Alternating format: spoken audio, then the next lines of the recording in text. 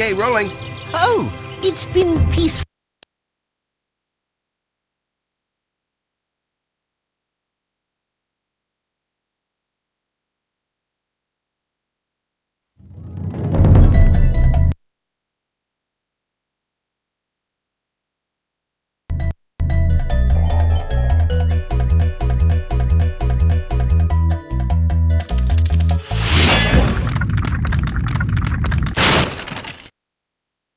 Thank you for releasing me, Spyro. Free 10 dragons in the artisan world. Then find the balloonist. He'll transport you to the next world. What about Nasty Nork? I'm going after him. Find dragons first. That's all I can tell you.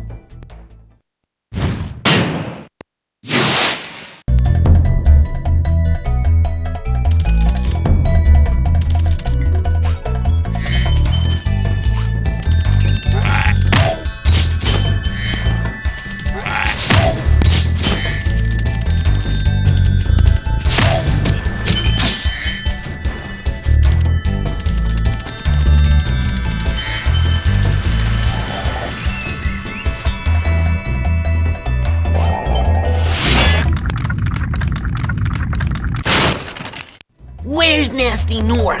I'll torch him. Keep your horns on, Spyro!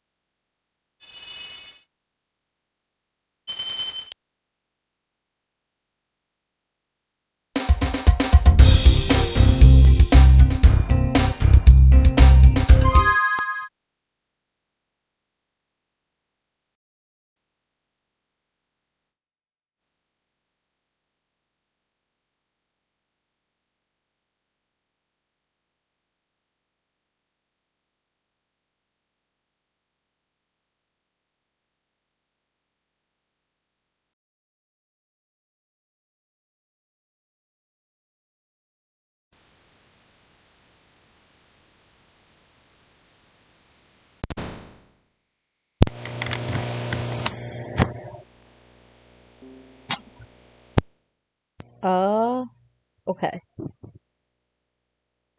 You guys can hear me now? It looks like I'm very fucking loud on OBS. Yeah, I haven't streamed at all since I got the new computer. I don't know, man. Thanks for catching that. You guys didn't get to hear me say keep your horns on, Spyro. This is not... Oh, this is bad. The game's a good volume as well.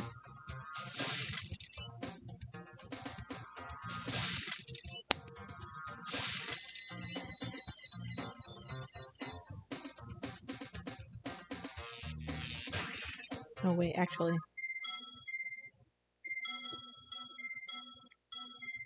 Just for my personal preference. Turn the game down and fix the camera.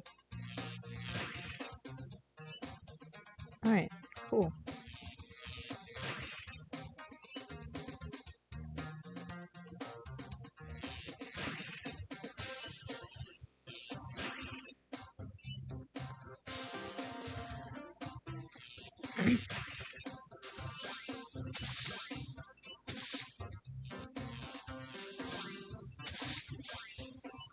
Anyway, a bunch of shit that I was saying earlier before my mic was, like, working.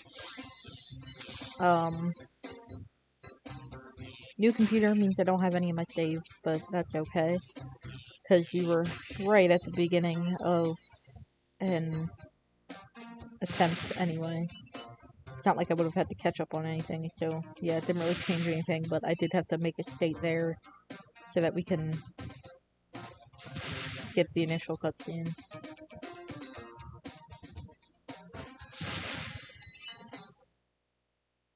Cool.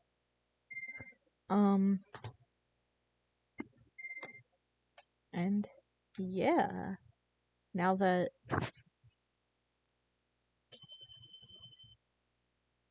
now that I have a keyboard, we're all... Oh, yeah, good duck. A classic Ludwig PFP, he always got him on the rotation, but anyway.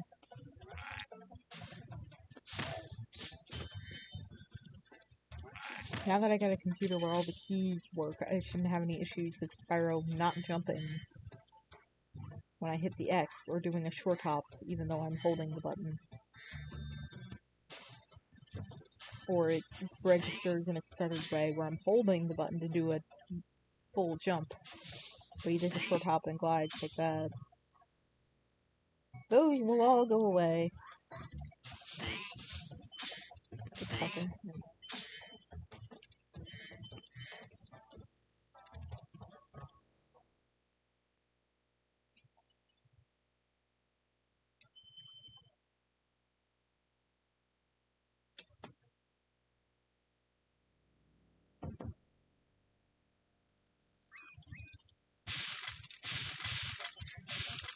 I'll be able to play the game a little bit better, although, to my memory, I don't think that's directly caused the death yet. Because I'm pretty sure the first and the most recent death were from me running up to a ledge in my haste and not stopping in time because I'm impatient. Did I turn the fucking red circle on? It didn't. Let me turn the red circle on. There we go.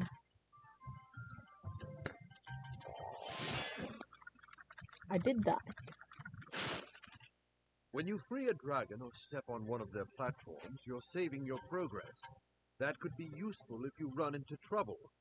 Not that you ever run into trouble, Spyro. Not that you ever run into trouble, Spyro.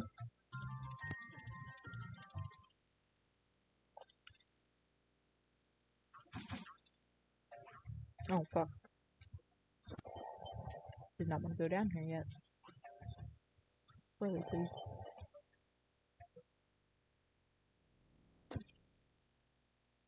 And go to the middle first so you can pick up the key for the safe.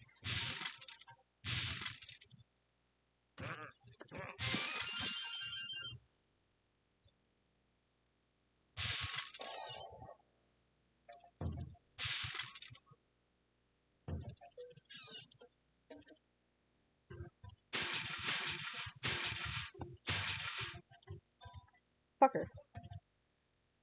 Hello? There we go. Barks doesn't pick that up because it's not a gem. You have to, like, physically walk on it.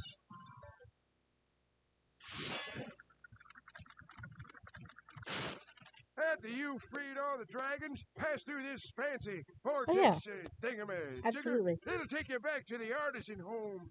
But first, let me tell you a story. No thanks. See ya. Except for Twilight Harbor, which is the level where they fucking shoot you with guns.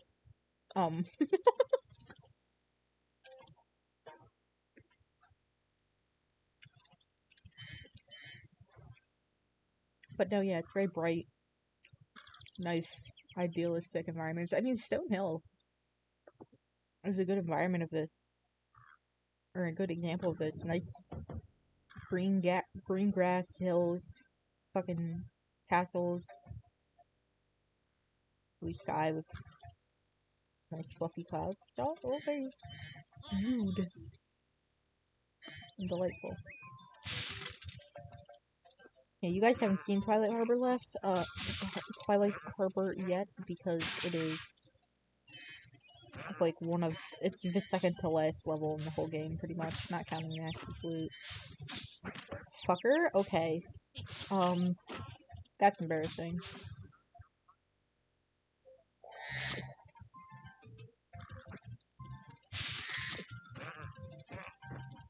The voice acting is perfect in Spyro 1. Shut up!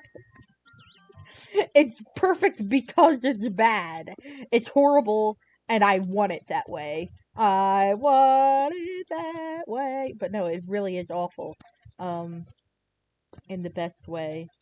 It's crystallized so many little memories Like, that guy at the beginning who says, "Keep your horns on, Spyro!" And Lindar, who says, "Not that you ever get into trouble, Spyro." And Gavin is the guy in the well. Excuse me, that was gross. Gavin is the guy in the well who says, "You have to feed Sparks butterflies, so he'll grow up big and strong, like me." And then Spyro's like, sure. This is the guy who says that you have to hit X at the very top of your jump. I think this is him. Spyro, my friend, how about a hit on Spyro! gliding? You bet. For the longest glide, press the X button at the top of a jump, and try pressing the triangle button to drop down in mid-flight. Yeah, I was thinking of someone different in Town Square. This guy says, "Spyro, my friend!"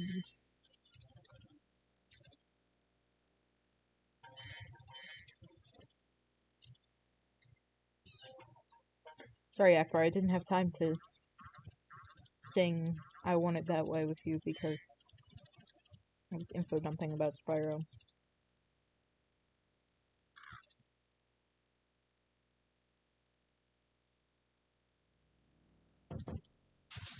That being said, ain't nothing but a heartbreak.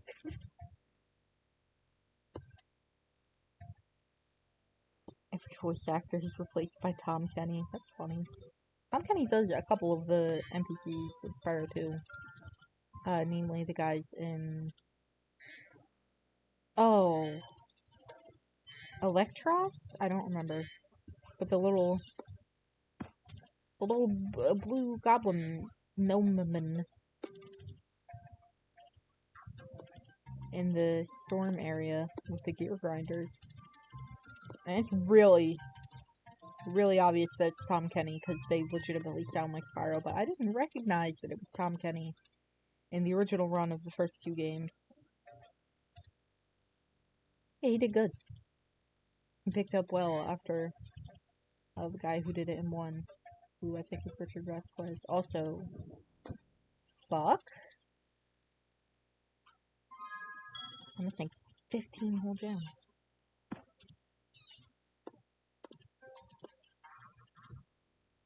I can go back in the well. Oh.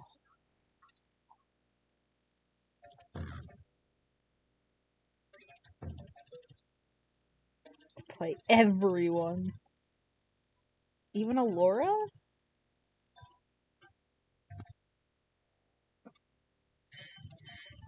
Mrs. Gavin. Watch the dragonfly, Spyro. His color indicates his power. When he eats butterflies, he stays strong. Like me.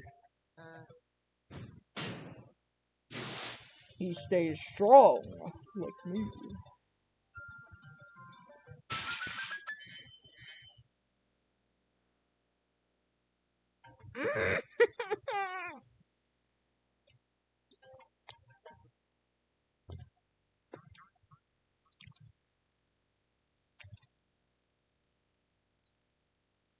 Good fucking start.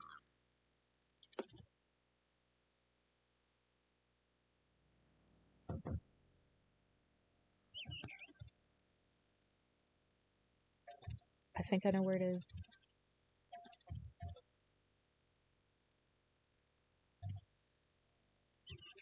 I have 2 ideas as to where it could be, actually.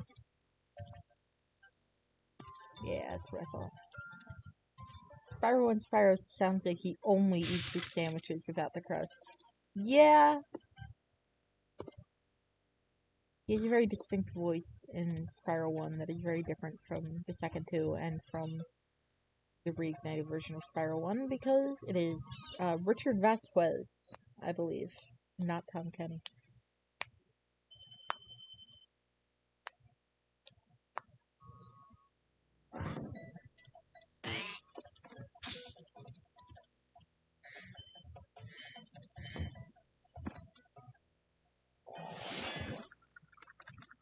Spyro, don't be afraid. Hey, Spyro, press the jump button twice to glide. And don't be afraid. Afraid? Of what? Falling from high mountain peaks, plummeting into prehistoric glaciers. That. Oh. That.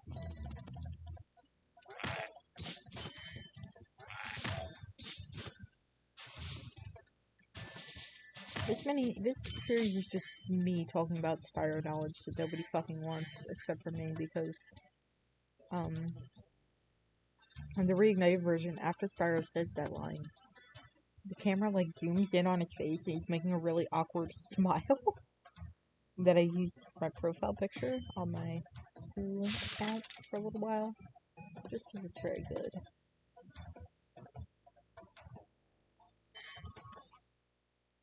Gun emoji.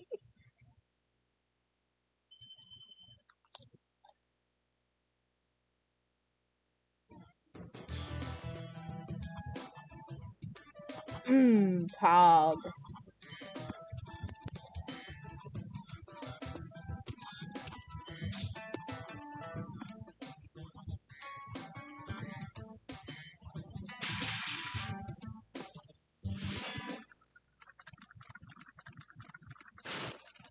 Welcome to Town Square, Spyro. Begin exploring by gliding to that area with the bull. Use the L2 and... Okay. Shut the hell up. What do I have to sell to not do, actually?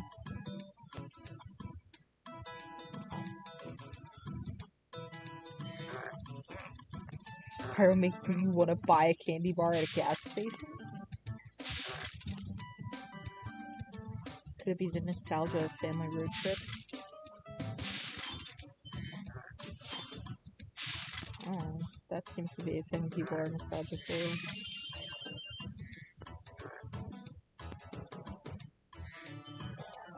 No, this is the guy that says about the very top of your jump. Thanks, Spyro. I had the worst itch on the tip of my wing.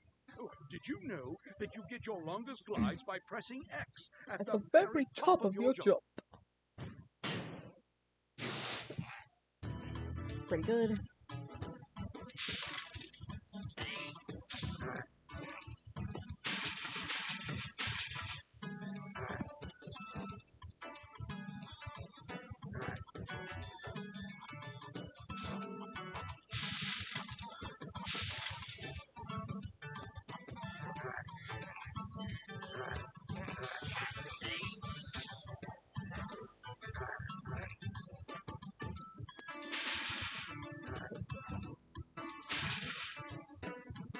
Oh shit, Ludwig, you have an apprentice.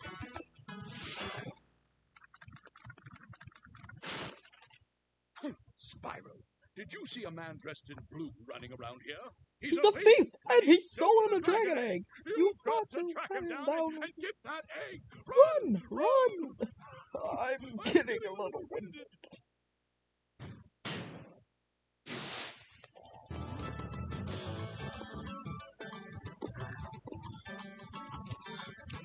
I first successfully chicken butted to somebody. Their power grows.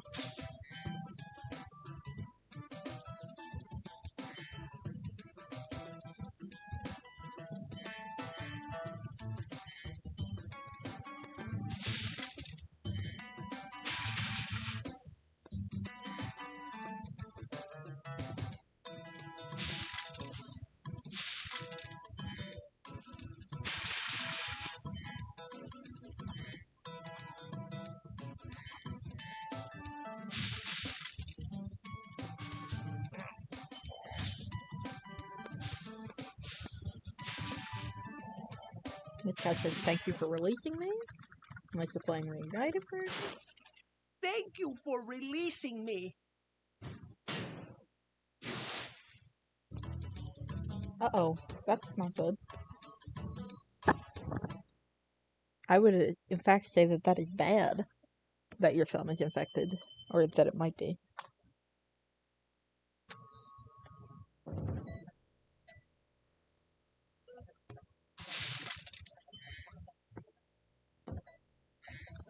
The bass line in this song reminds me of Katamari Damacy. I don't know why.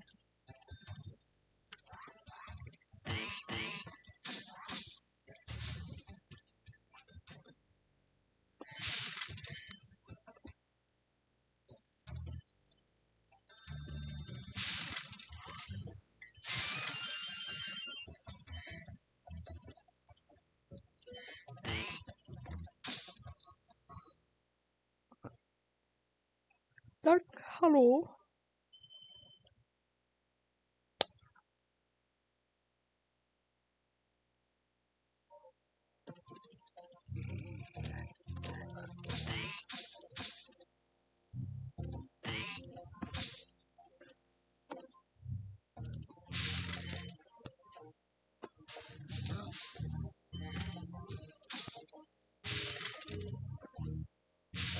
Oh boy.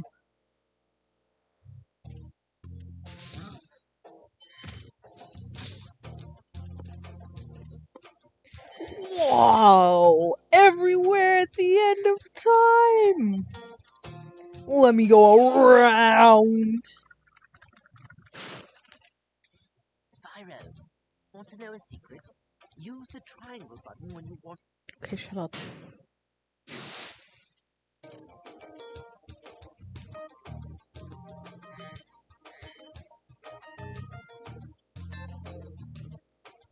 I've always thought they've done well. Oh yeah, Oswin is, listen, he's trying his best. But I've always liked what they did with, the lighting in rooms like this. Because really, it's not even lighting, it's just all purely done with flat textures, but I still think it's executed well. You know? It was impressive to me as a kid. I didn't play this particular game until I was in, like, the 5th grade. So I don't have as much nostalgia for it as I do for the 3rd game, but still.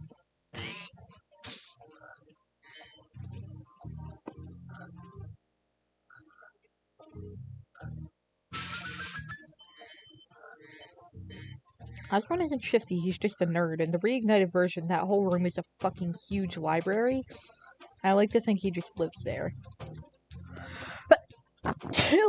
Oh. Key. Key pog. They won't know who's shifty. I think this guy is shifty. Reminds you of Snape. Owlman is shifty. Oh, it's you. I wasn't sure if you'd escape those annoying little creatures. Of course, they wouldn't bother me, but here's a hint. Metal armor is fireproof, but a charge attack will take care of it. Thank you, Livig.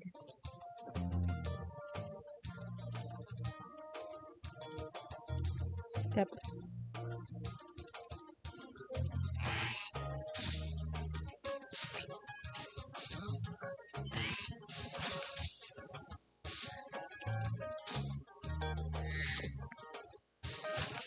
Yeah, it's because the dragon models in this game are not that good. And I'm kind of glad that they redesigned every dragon for the reignited version, because a lot of them look way better.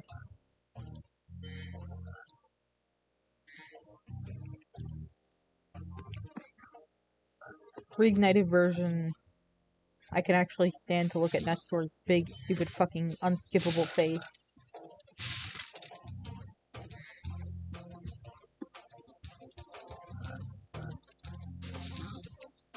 The cutscene work in Reignited is just generally better.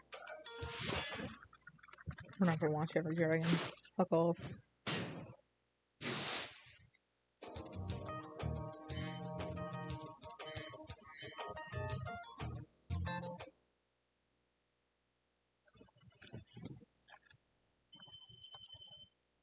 Alright, now it is time for Toshi.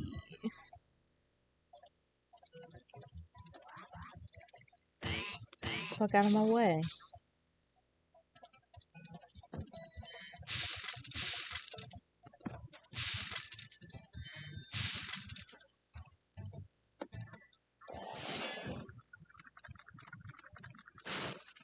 Cool flash. No comment.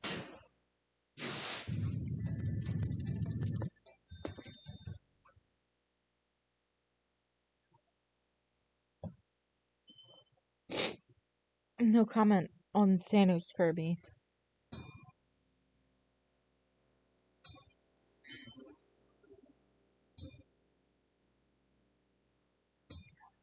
Skybox.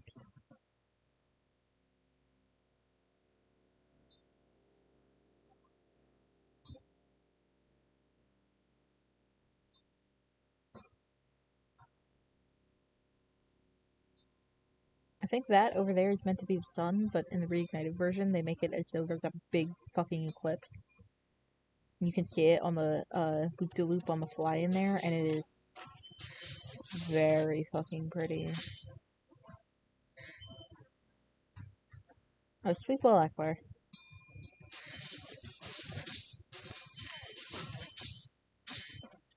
Enjoy your crystal meth show. I was not meant to be dismissive, I was just being goofy. Fuck. Yes. Okay. Ah! Alright, this is bad. If I die to Toasty, I'll die in real life. Toasty's not hard.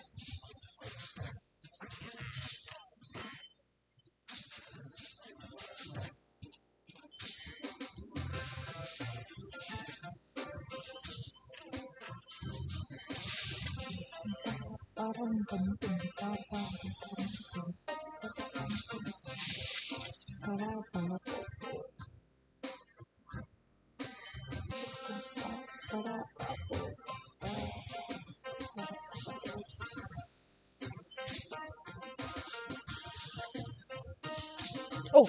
Ho-ho! Okay, I did it.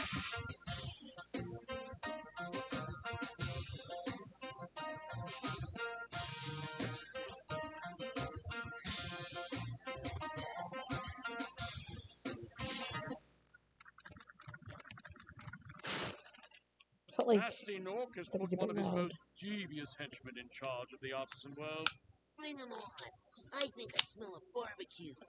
Be careful, Spyro. This boss has many tricks up his... Yeah. Shut up.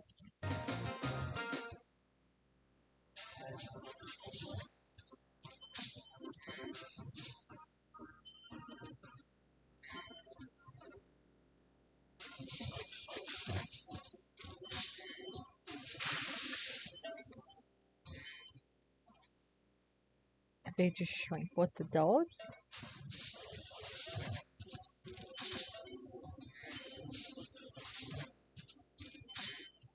Or his robes after you hit him.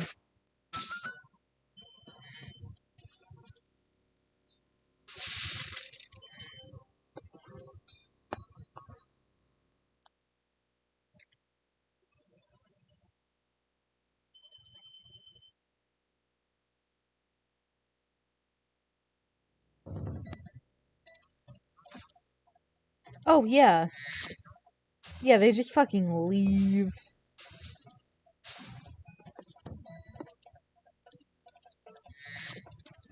It's taking them a while. But they just fucking bounce. And reignited, they like dissolve into fucking fireflies or something ridiculous. Marco.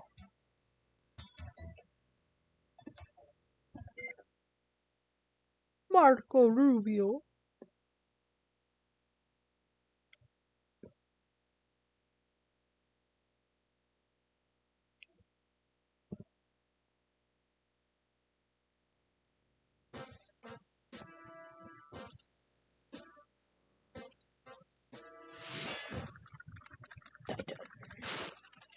Welcome to Peacekeepers, Spyro. Okay, thanks, bye. Yeah, they do shrink, don't they? They just get squished.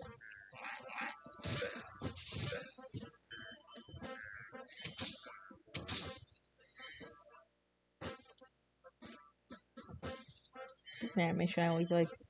Before those two guys notice you, they're just shooting cannonballs at each other, and the cannonball goes into the barrel of the other cannon. There's only one cannonball between them.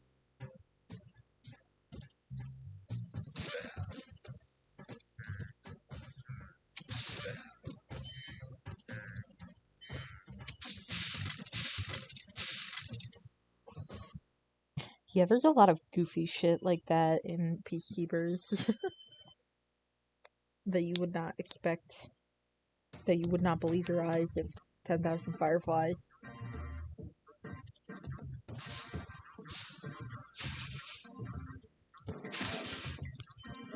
Lit up the world as you fell asleep. Also, the propeller on that propeller chest just killed somebody.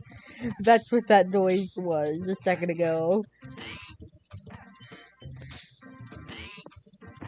Oh, the name is Gnarly. Would you say it's Ganasty? Like Ganasty Gnork?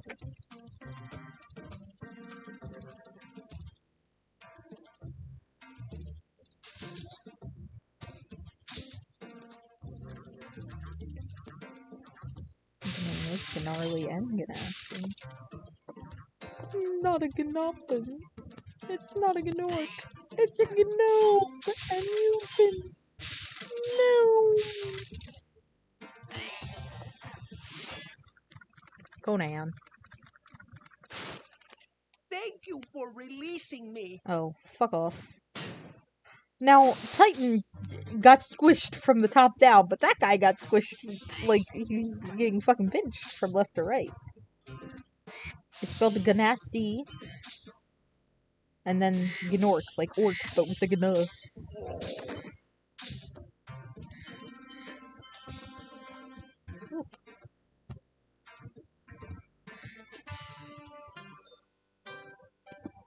I think that's the purpose of the, like, reporter in the opening cutscene being like, Ganasty Gnork! So that you know how it's spelled from the beginning.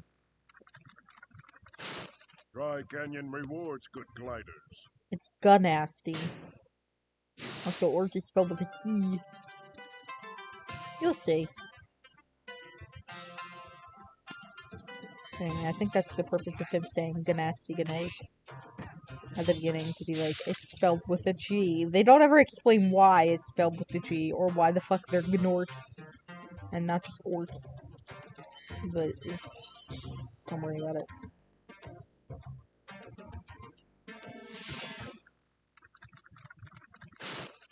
Incredible glide, Spyro. I thought I'd be stuck here forever with those ugly vultures standing on my head. Those birds might look tough. They're pretty tasty. Plain broiled, pinch of salt. He just fucking leaves. I like that guy. He sounds like Hunter in the next two games.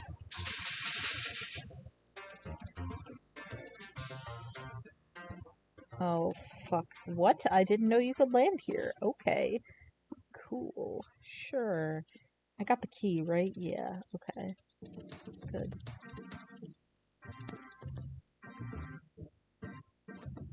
And now we're gonna be fucking extra careful.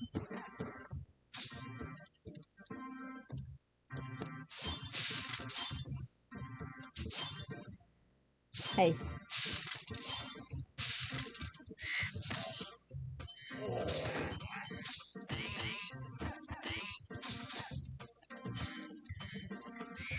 And this building is, I think, Boris? What?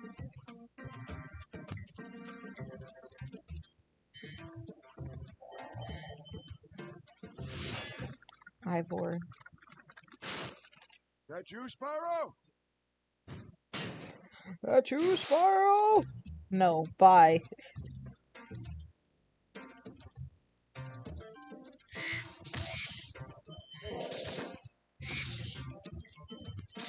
That right there is the ledge where I have been dying. Yeah, some of them are just old. They're not as funny as the fucking Dragon Elders in A Hero's Tale, though. Because those guys are old, and the joke is that they're old, but it doesn't, like, waste your time. Like, they keep the dialogue moving forward at an appropriate rate, while also being like, get it? They're old! Although, I guess that's only for two of them. For Elder Magnus and the Final Elder, they're just regular. But for Elder Tomas and Elder Titan, it's like, haha, get it? They're old?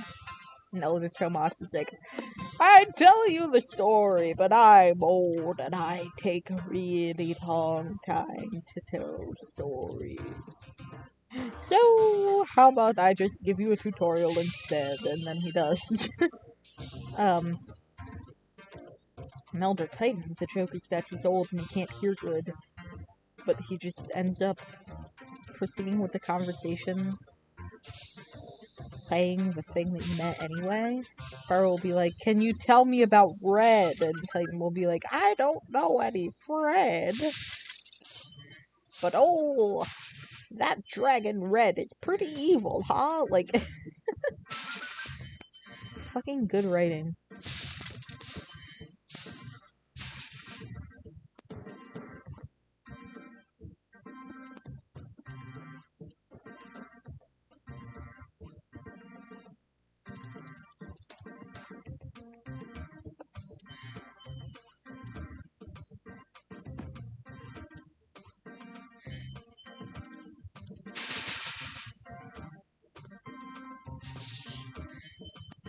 There's supposed to be a guy here, but we killed him earlier with the propeller. Oh wait, no, right there where the purple gem is. Just on the ground. And we missed gems. Oh no, we're fine.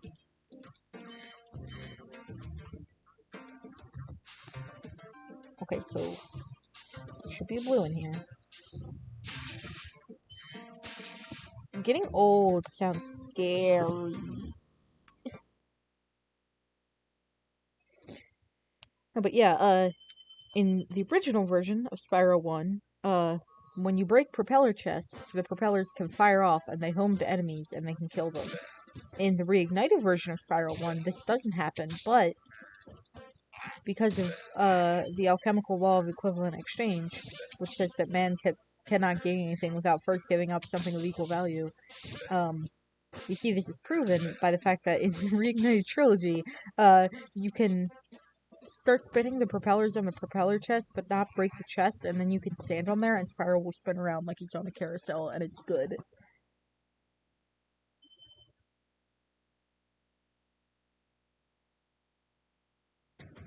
And it's the best soundtrack in the game. Dry Canyon. No, Clifftown has the best song. Got that fucking Stuart Copeland electric guitar. That's a Wives.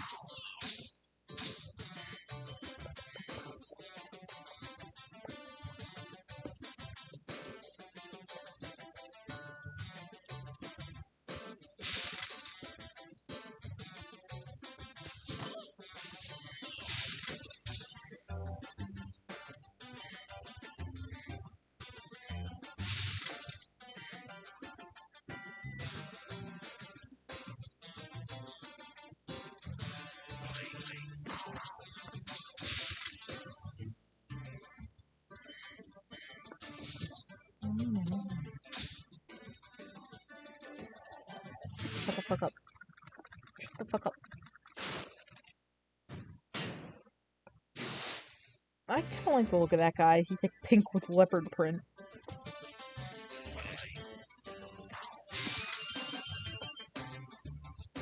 That's one thing I always like about Peacekeepers. Right? It does slap. I used to think Spyro 1 was like the weakest soundtrack-wise out of all first three games. But honestly, my opinion has shifted, and now I think Spyro 2 is the weakest, because, like, the, hub world levels are literally just, like, weird ambient ringing noises. It's not even a fucking song. But anyway, one thing I always liked... Oh, they're not people.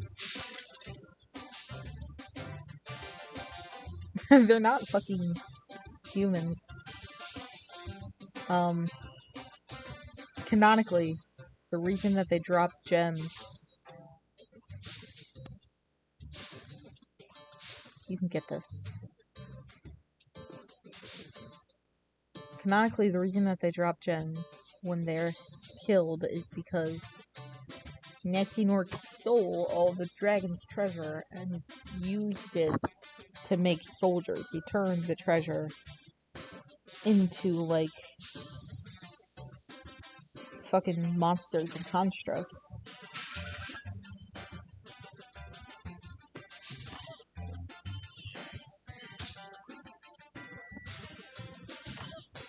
That's why they drop money when they die. Because they are money.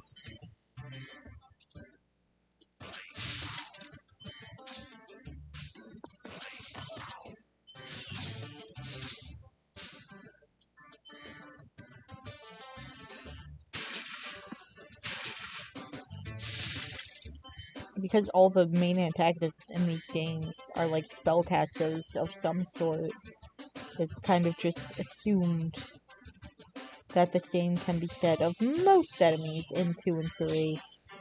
Spyro 2, there's like 2 levels that are supposed to be like at war with each other, and all the enemies in each one are just fucking NPCs from the other one. As if it's just like fine.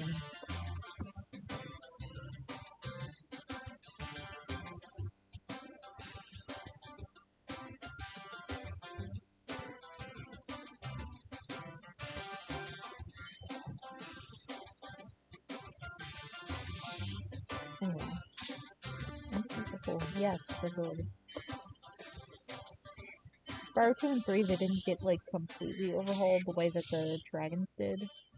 But, like, each one got, like, little changes to each, like, NPC so that they were all unique from each other in a world instead of just being the same copy-pasted one with a 1 or 2 different to signify that they were special. It's good. If I was rich, I would buy Spyro Reignited on my computer and play it on here for you guys, but I'm not going to spend money on a game I already have because I have it on Switch. Yeah. Mardical. You've reached.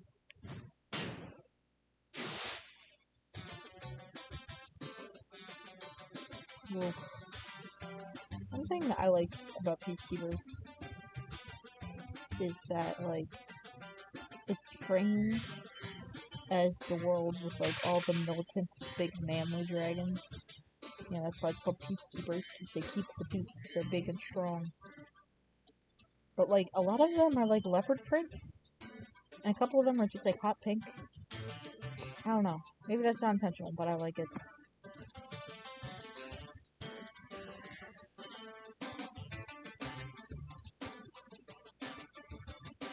Like how over there was fucking hot pink and leopard print. It's like, yeah.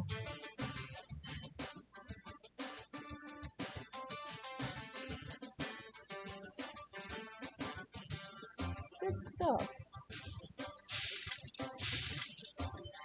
That's just my onion, though.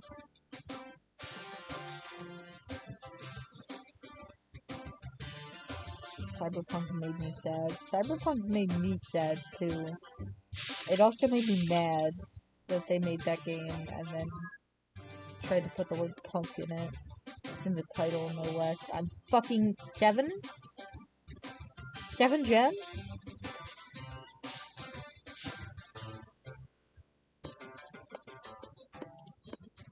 Oh, we're Cyberpunk 2077. We're a punk game.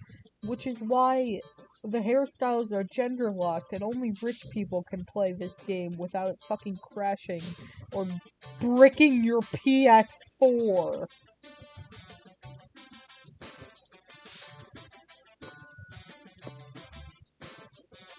It's like, if a game is in development for as long as Cyberpunk was in development and it's still that bad in terms of bugginess, then it's not just that it has a few bugs, it's that it is bad. Also, they were like, fucking... They said that the reason the game kept getting delayed was to prevent crunch time, but in reality, they were putting their workers in hypercrunch and fucking beating them. That's none of those are punk. That's not punk. It's some of punk is. Punk is about disrespecting the establishment. That means, you know, not doing things that are corporate and capitalistic and not upholding gender norms, because those are parts of the fucking establishment. Stupid, dumb, bad game, bad devs. Hate.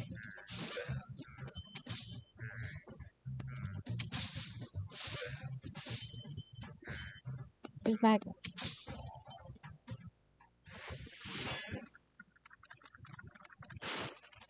Hi, Spyro. Hi, Spyro!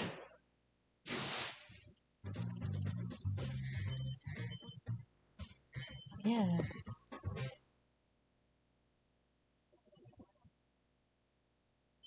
Yeah, Cyberpunk announced that you can, like, years ago, they announced that you can, like, fucking customize your genitals in ways that cis people don't have fucking genital configurations. It's like, whoa, hey, maybe this game will be inclusive. That's pretty cool. And then they made a shit game that is only rich gamers with high NPCs and fucking next gen consoles can run, and it bricks your PS4. If you don't have a PS5, it bricks your PS4, and it runs like shit, and they're treating their workers like shit. Like, that's not good video games. That's not good practice. Ice Cavern has pretty good music.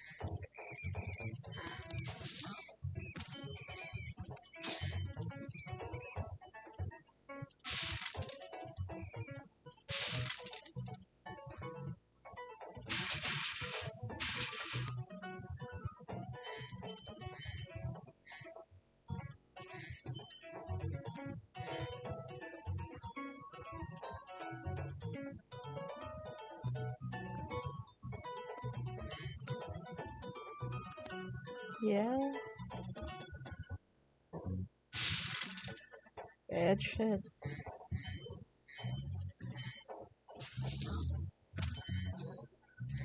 At least EA's games can work somewhat well.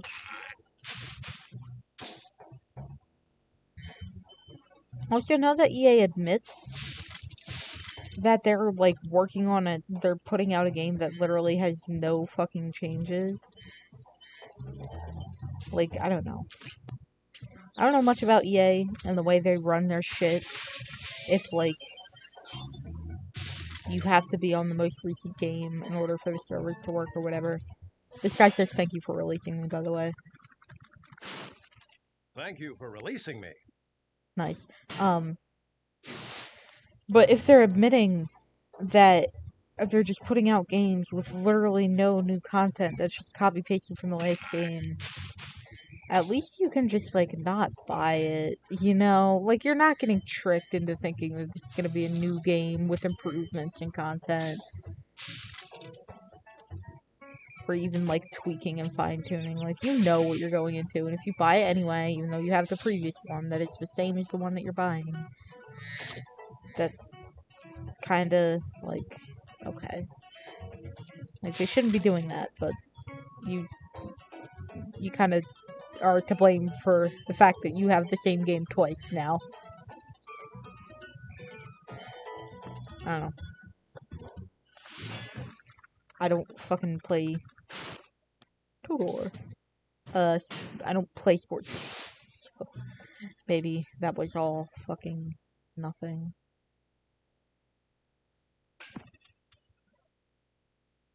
Quick bonk. Quick bonk. Okay. Turn the game down a little bit.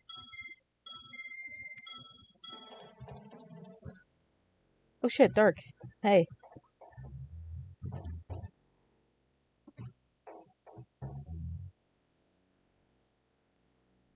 Oh, you came to the right place, Dark. You found another person that thinks No Man's Sky is good. Listen, man. It might be a good video game now, but, like, it should have been a good video game from the beginning. You know, I think you should release a game that is complete and playable.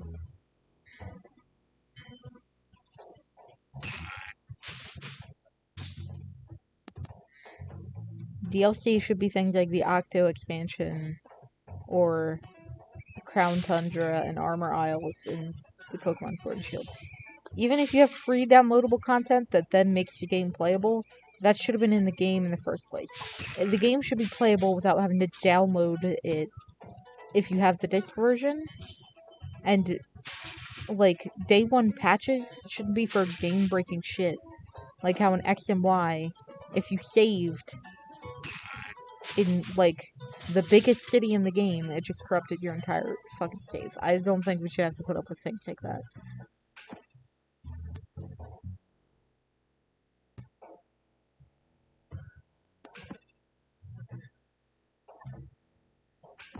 Oh, ho-ho!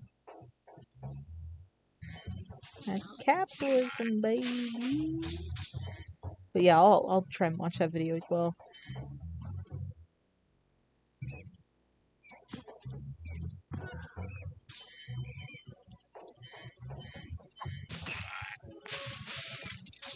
Oh, get that fucking bat. Get him. Okay, here we go. The bat just dissolves into fucking nothingness. Oh, good. Ragnar! Fuck off.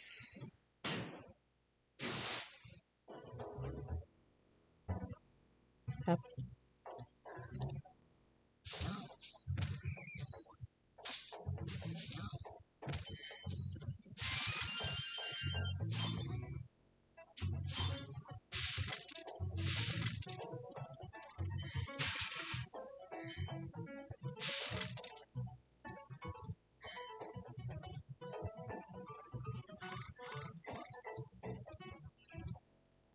Oh, those chests opening up and fucking blinking at me as I leave. Listen, man, I don't need to get lives.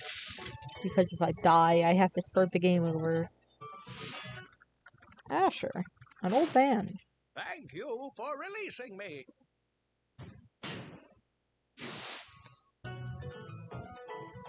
Oh, damn.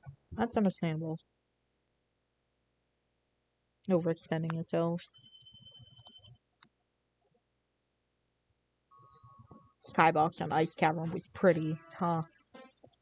I just got a good look at it as we were leaving the portal, but it was good shit. Nice.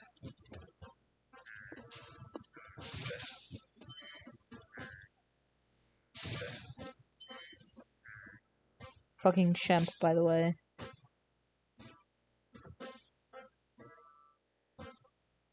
No, get on the other side. Thank you. This baseline reminds me of Mother 3. What? The fuck? Did you see that? There we go.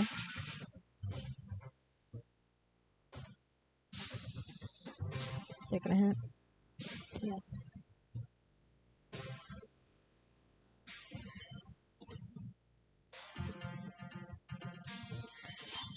It's like, when Reignited came out, when Reignited got delayed, they said it was so that if you buy the physical copy of the game, you have the whole game without having to download it.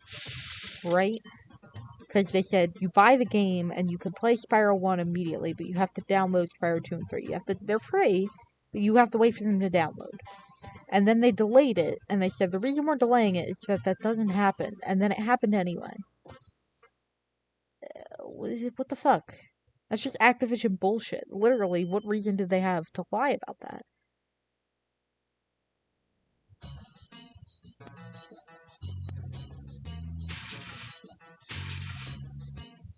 Husbands.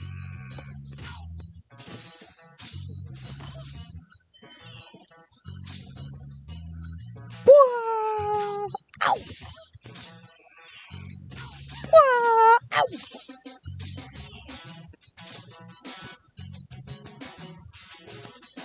Although remember, this is after they spent like 5 to 10 years just fucking over Spyro and turning him into 1 out of 200 shitty little characters. And beating his face in. Also, the game's fucking loud. Can't hear myself think. That's better. Sorry if it's not loud for you guys, but it's like genuinely giving me issues. Husbands. Oh! Ow! Husbands be like, "Bwah! Ow!" Oh, fuck. Yeah.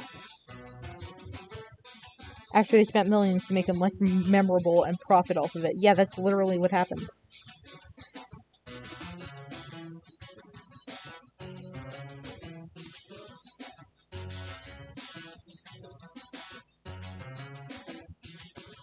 I had a phase where I loved Skylanders because Spyro was in it, and then I had a phase where I hated Skylanders because Spyro was in it.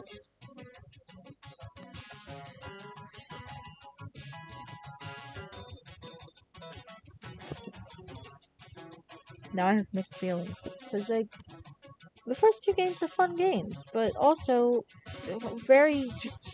The whole Toys to Life business practice is fucking abysmal. Trondo. This guy thinks he's so cool. Oh, I love You this. don't know what it's been like listening to him over and over. I'll tell you one thing. He should watch his back. I like Trondo. Dr. Shemp has a very good character design. This is not at all related to the thing I was saying earlier, but he has a very good character design. Look at this dumbass! Mm.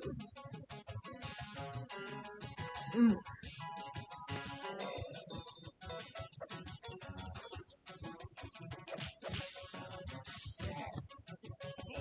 Oh, oh, oh, oh, oh.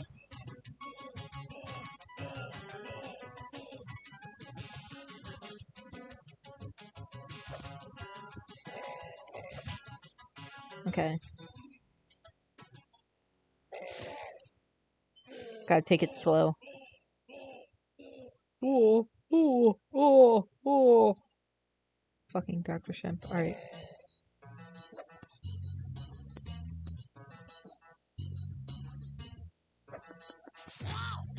Wow!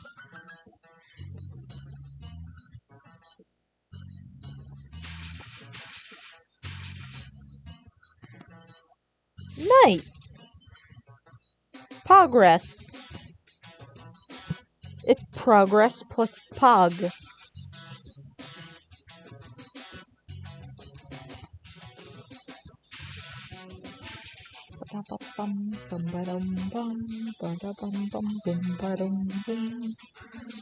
Okay, cool. We can leave now. Pug hers chat. Alright, cool. This is good. I'm going to Magic Crafters, which is one of my favorites. And, Magic Crafters is fun. I'm excited to be there instead of here. I don't dislike Peacekeepers too much, but I like Magic Crafters a lot better than Peacekeepers. Excuse me.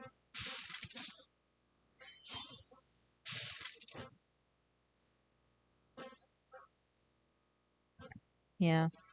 Amiibo also... Okay, here's the thing. When you buy a Skylander, okay. When you buy the game Skylanders, you have bought a game that will only work with Skylanders and not with anything else, right? And so this is a series that will only work with Skylanders, and your figures will work cross-platform, but it's still for only 6 games, tops. I'm about to sound like a Nintendo bootlicker, but listen. Hear me out.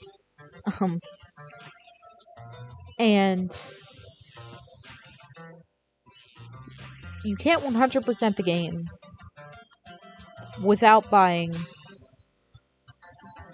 32 Skylanders. And on top of that,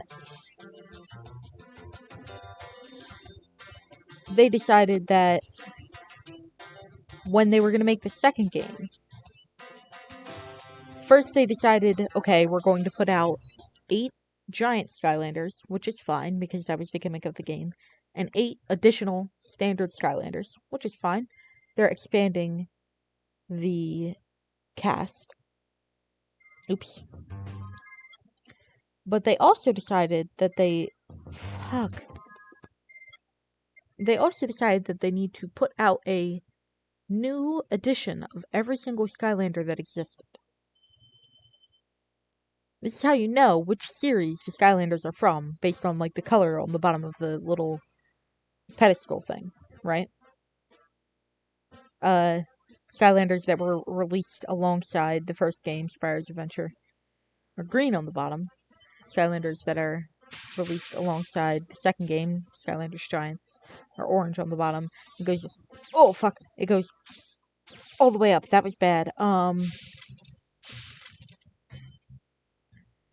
So now,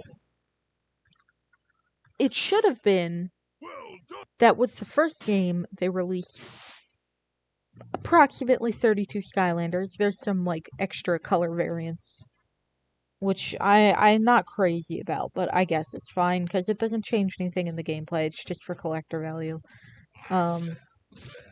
What should have happened was that they released those 32 or so original Skylanders, and then the second game, they released 16 new Skylanders. But instead, what happened was that they released 48 Skylanders with the second game. And you cannot 100% complete that game without buying all of the orange-based Skylanders. So in order to 100% both games, you don't have to buy 32 Skylanders for the first game, and then all the new characters for the second game. You have to buy 32 Skylanders for the first game, 32 Skylanders for the second game, and then 16 more Skylanders for the second game, which is like, that's 80. And there are 6 games, and it continually gets worse, because, like, in the fourth game, Trap Team, they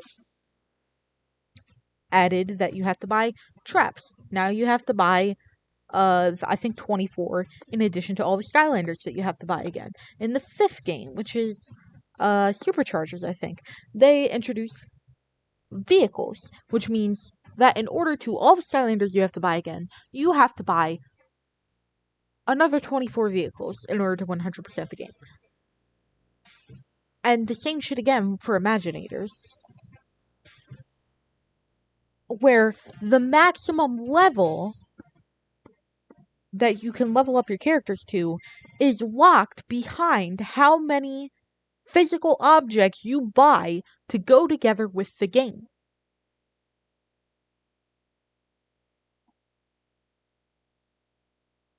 Yeah, that's... Hi, Swordman. We're bitching about Skylanders. I'm glad you joined. Would you like to be in the Discord server, by the way? I don't know if I have your Discord. Oh, I think I do. Anyway, we're bitching about Skylanders. So, you have to put in all that money, and that's to play 6 games. With Amiibos, you can use it with pretty much any game published by Nintendo, and it does shit like, you can make an Animal Crossing villager move into your town immediately. Oh, damn. Oh, wait, I thought you had Nitro, but you might not necessarily. You use Amiibos for Animal Crossing, and it does something like, now this Animal Crossing villager will move into your town immediately, even though you can get them normally, eventually. But it will make them move in faster and immediately. Or, you can, if you use an Amiibo that's not an Animal Crossing character, then you get some cool Splatoon furniture. You go in Splatoon, you put in an Amiibo, it gives you a piece of equipment. That's fucking it.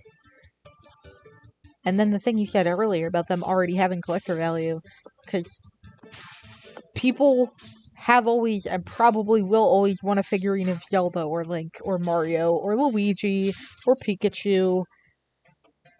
Ugh, Skylanders just makes me so fucking disproportionately angry. And then dumb fucks will, like Jesse will be like, actually, Spyro's design is better in Skylanders because it's the game that I played. It's not.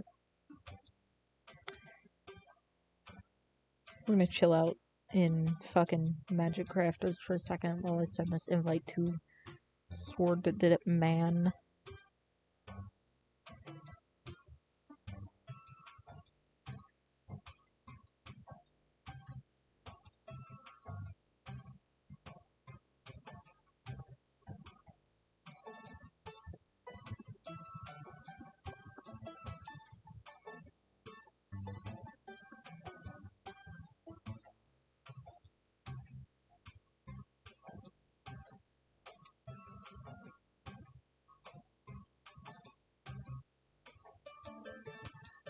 Also, after I send this invite, I'm gonna remove that message where you said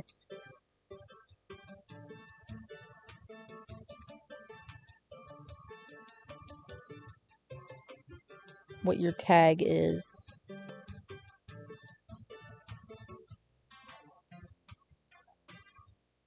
Because it's safer that way. Also, I'm in streamer mode. Okay. I'm pretty sure that is your current account. I can't verify it right now because Discord is in streamer mode. So I can't see if it's the right numbers, and if it's not, then I'll check after the stream. Yeah. Also, I'm pretty sure you could tap emojis while they're still in the package, which is fucking everything. Right? The big thing about figurines is you want them in mint condition. Don't take them out of the fucking package or they lose value. You can tap amiibos on some systems without taking them out of physical mint condition. That's huge. Also, oh, I hate that guy. I don't know. Now I'm done doing fucking Nintendo bootlicking, I promise.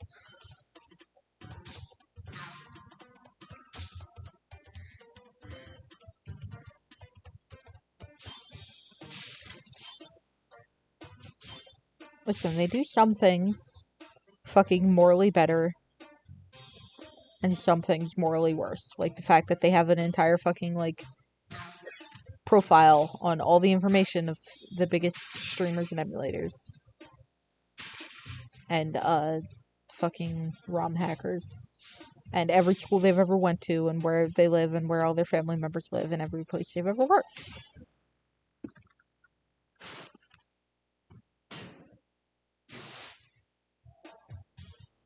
That's like the balance. That's the price we have to pay in return for them making Toys to Life figurines that are actually kind of like acceptable.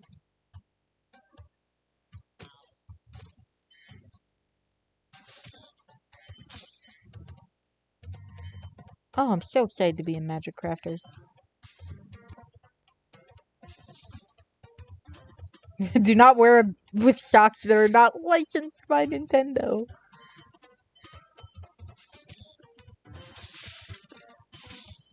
I got Zelda socks. They're just black socks with a picture of Toon Link stitched on the ankle. And I gotta say, they're probably not licensed, but I think they're very good. Just because they're kind of funny. Like, they look cool, but it's just kind of silly that it's literally just Link on a black sock and nothing else. Good socks.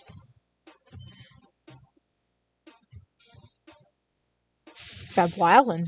Not anymore. Oh, I'm so happy to be in Magic Crafters. This is good. We're doing good. This is a good run. We're at 35%.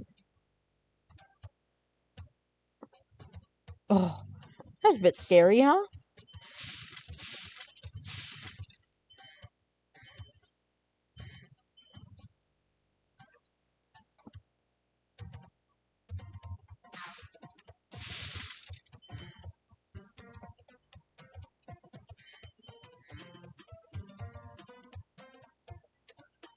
Please. No. Oh, what the fuck?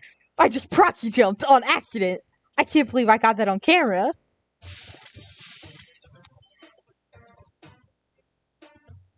Oh, that's funny. Well, okay, to be fair, maybe this is more corporate bootlicking. But to be fair, I don't know. Maybe if you buy shitty darts, you could actually hurt somebody. I'm not a Nerf expert, though. Also, I think it should be fine with most fake Nerf darts. Anyway, what just happened there with the druid where I got fucking launched was, that was what we call a proxy jump, I think. Typically, you do this by, like, doing that onto certain fodder enemies. It puts Spyro's model inside of another model, and the game really doesn't want you to be inside of another model. So to make sure you don't get soft locked, it fucking launches you upward at incredibly high fast speeds to get you out of that other model. And we got proxy jumped, which is good because I think the alternative would have been that we bonked into the wall and died and had to start over. Oh damn, Nerf darts are bad. Okay, fair. It is just corporatism. Alright, understand. I mean, what are they gonna do? They're not gonna fucking swat your house for pirating if you use the wrong darts. They can say that you're not allowed to use non-Hasbro darts, but you can still do it anyway.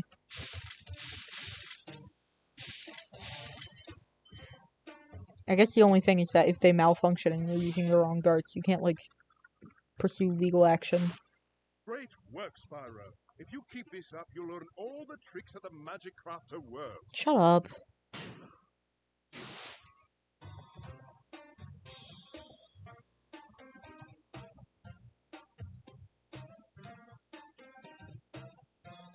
I'll try to watch some of the dragons, in Magic Crafters since we haven't seen them on stream before. Kelvin. Remember that these blue thieves haven't stolen eggs only in the Magic Crafter world. Don't worry, I'll take care of them. Oops. Just tried to tap on my screen to tab back into the game, but I don't have a computer with a touchscreen anymore. This one has other features that are, like, good. I lie. The touchscreen was helpful, but mostly for Cookie Clicker.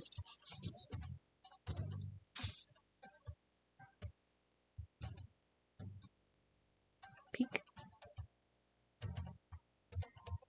Other way. What? Oh, no! No! No! I was trying to find the fucking right trigger! No! What? Okay, what button is it? That's right trigger. Where's left trigger? What? What? Oh. The fuck? Okay.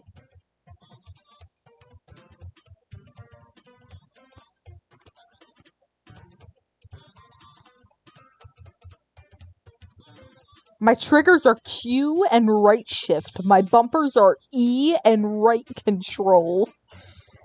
Wow. Yuck. I don't have time to fix that right now.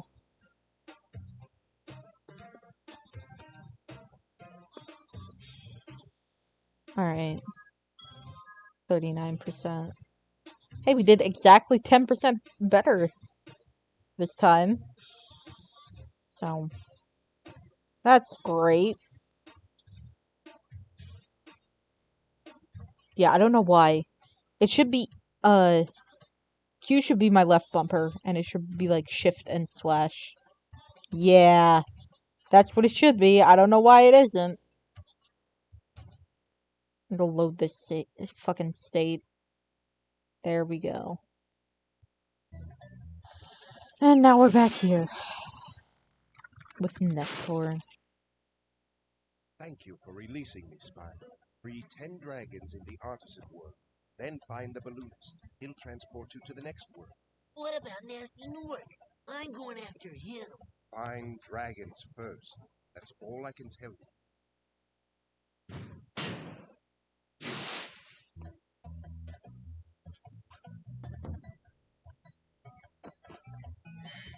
Keep your horns on, Spyro! Where's Nasty Nork? I'll torch him. Keep your horns on, Spyro! That's all. Now I feel better. Now that he said keep your horns on, Spyro. Oh, this is a weird order. This is not what God intended.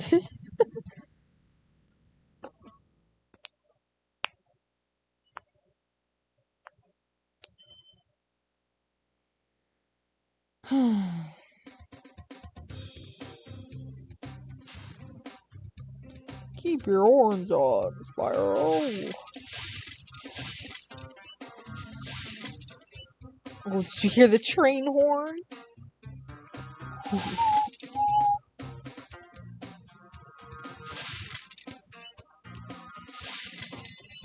Did you hear it go choo-choo? Did you hear it go chugga-chugga? There.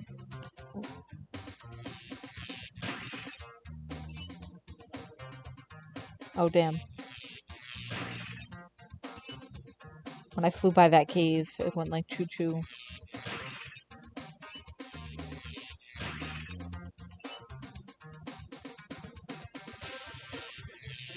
Oh, fuck. That was bad. That was lost frames. The game's loud again.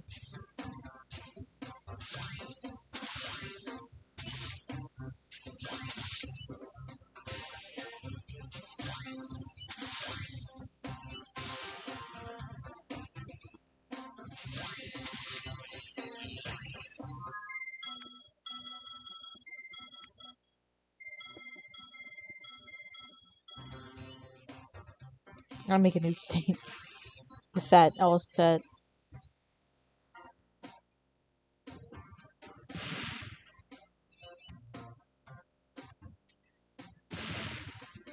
Oh, it went choo-choo there.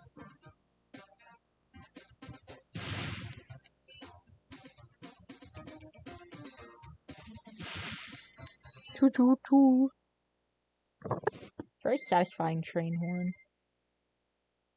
Train whistle. That's the word I'm looking for. A whistle, not a horn, isn't it?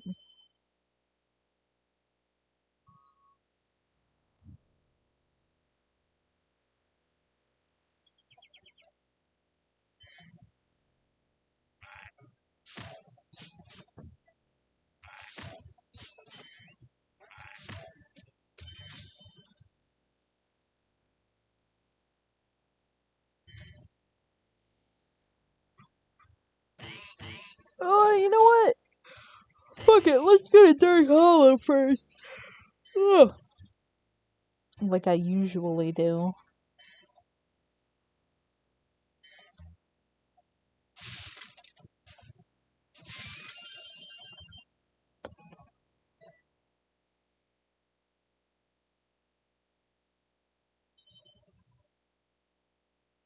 Pretend you don't hear me playing fucking Cookie Clicker.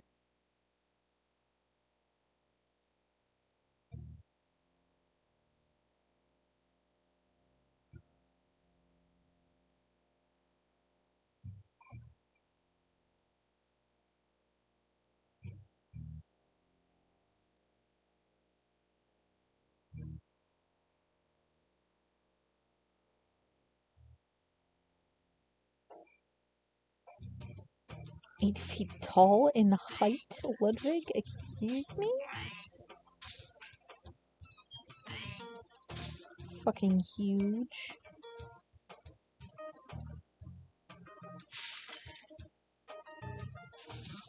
It's not fair.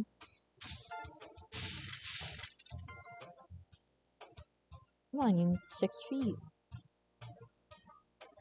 I'm not even 6'10".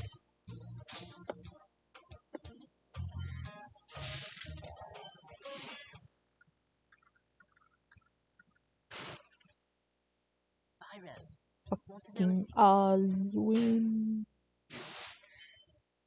Oh, let me save this.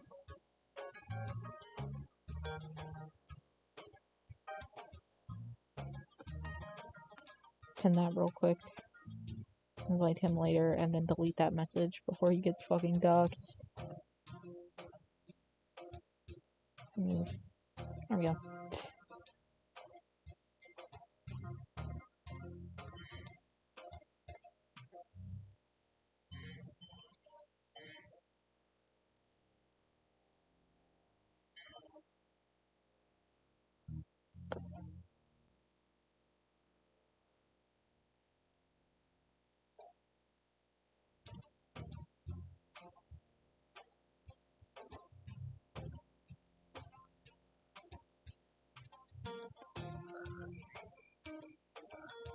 Wait, oh, you guys hear those crickets?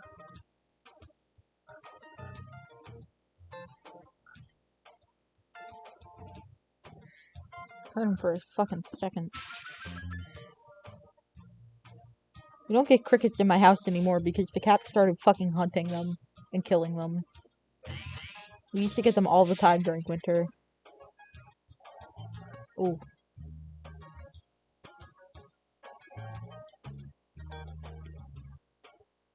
Listen to that shit. But anyway, they used to get in our house all the time during winter. Then the cat started hunting them. And this is... We haven't seen any since like the month after we got her.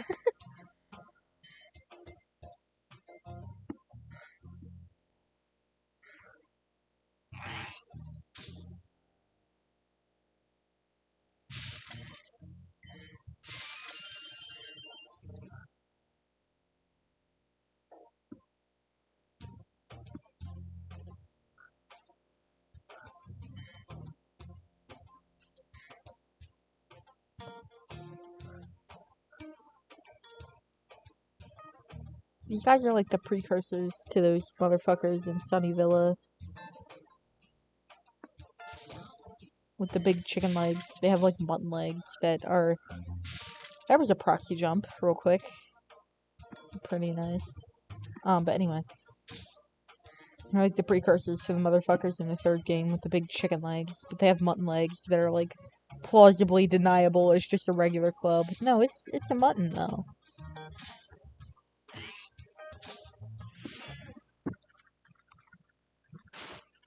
Begin.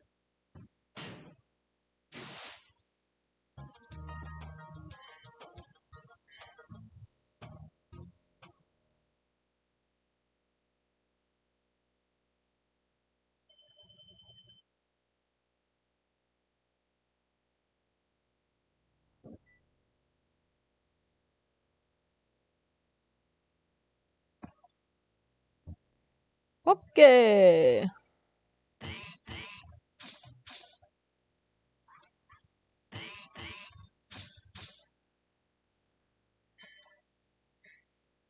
Let me tap back into chat. Biggin. She has gotten a lot bigger. She used to be so fucking tiny.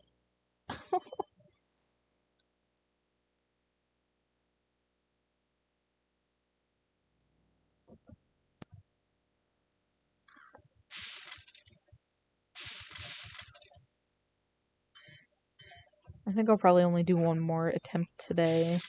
If I die, then we'll finish the stream off. I am a cat dad. Thank you for noticing.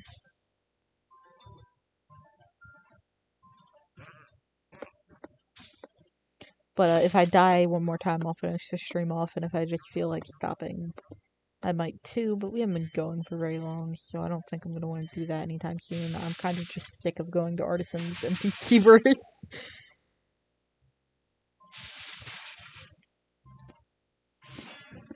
Gotta get those 100% speedrun strats. Not that you ever run into trouble, Spyro. You're saving your progress. That could be useful if you run into trouble. Not that you ever run into trouble, Spyro. I remember him from a fucking scavenger hunt. Because there was this, like, YouTube channel I followed. And they were making a ROM hack of Spyro 2. Either, like, a ROM hack or, like, a fan game or something that was meant to be like an extra fourth world onto the second game. Because in Spyro 2, there's a spring area. No, there's a summer area, a fall area, and a winter area, but no spring area. So they wanted to make a game that was Spring Savannah, that was like the fourth world, but they got fucking C&D'd! So they had to abandon the project, and I was so sad. But before that, right before they got C&D'd, they had like a scavenger hunt you could do, and if you beat it, you had to find,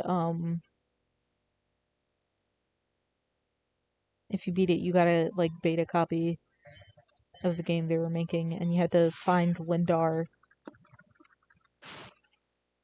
And the reason you knew you had to find Lindar is because the opening to the riddle was,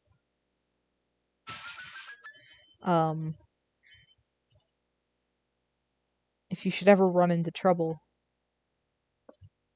which is a line that guy says, and now I just remember that he says that for the rest of my fucking life. Yeah, I think, like, Spyro 2 is an old-ass game. It's from, like, 1999 or 2000. It's a fucking 20-year-old game.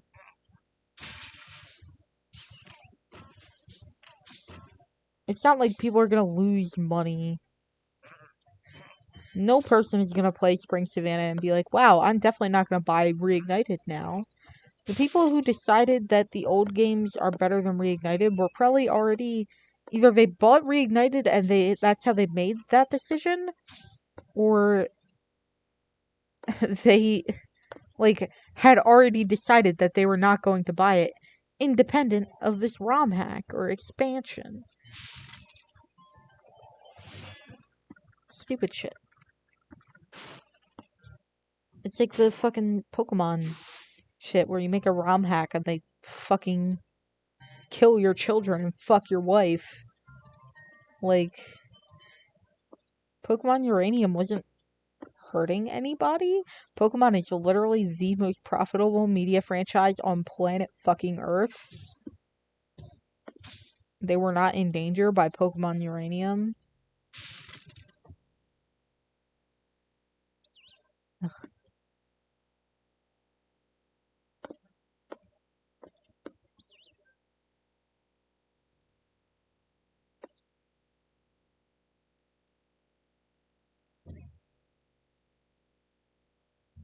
Mm-hmm. It makes you go like, man, that was good. That reminded me that I like Pokemon. Pokemon and Spyro are good video games. I should play them.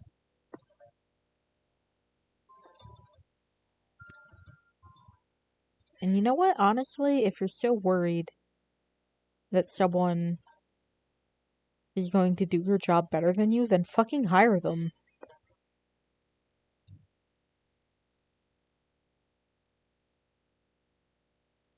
Buy their game and hire them. I know that's not, like, preferable to just letting people do their thing, but it's certainly preferable to slapping people with C&Ds over that kind of shit. Right? Ugh.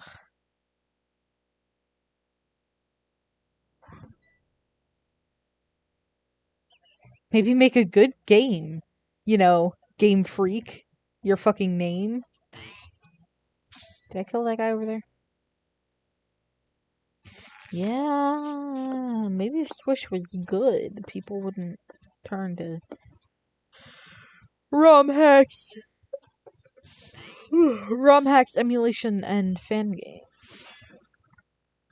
Or at least not as strongly. Hey, Spyro, press the PP. jump button twice to glide. And don't be afraid. Don't be afraid. What? Falling from high mountain peaks, plummeting into prehistoric glaciers.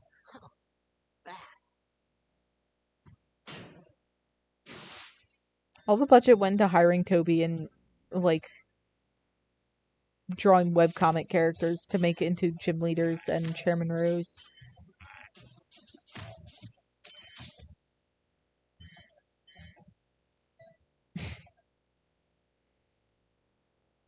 Can you believe Toby Fox put a fucking Homestuck meme into a Pokemon game. That's just real.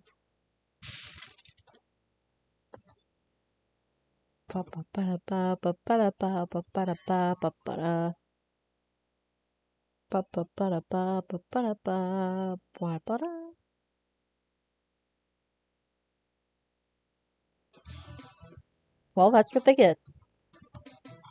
Oops. What? Oh, I'm holding control instead of square.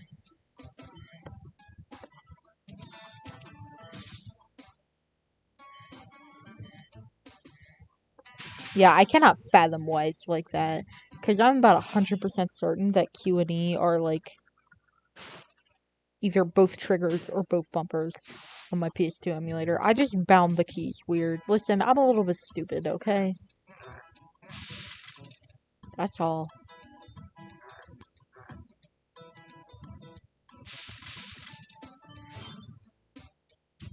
Hey, Dark. When I get off the stream, can you remind me to write material for D&D this week? Don't let me forget. I have an idea of what you guys need to do, but, I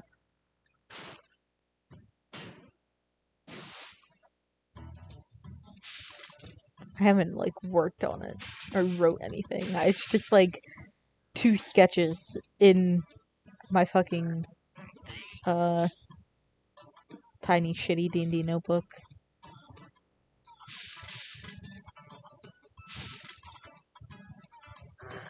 Oh, I lied. I think there might be 3 sketches.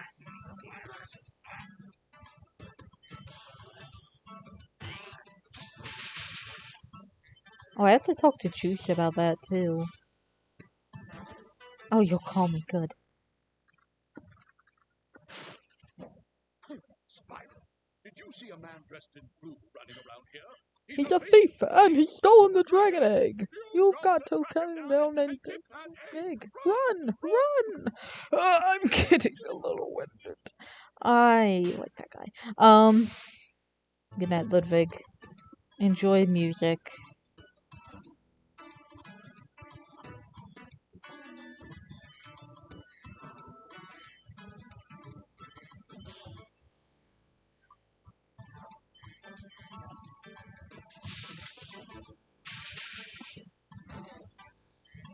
By the way, fuck.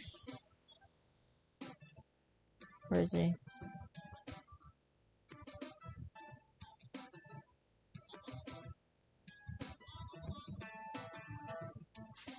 Oh, he fucking knocked me out of the way.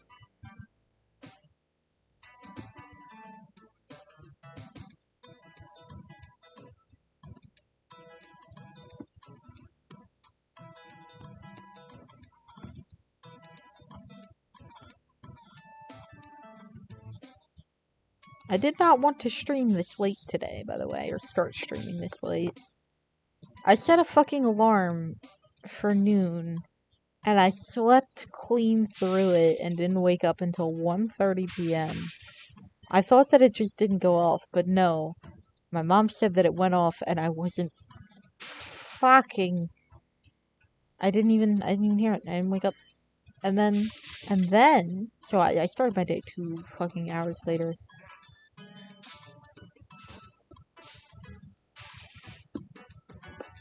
So it should be 9 o'clock, but it's not.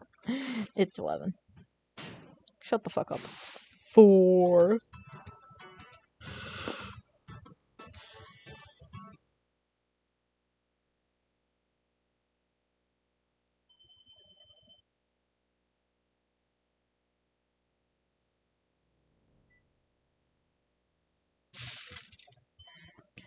At least it feels like I play this game more efficiently than I used to.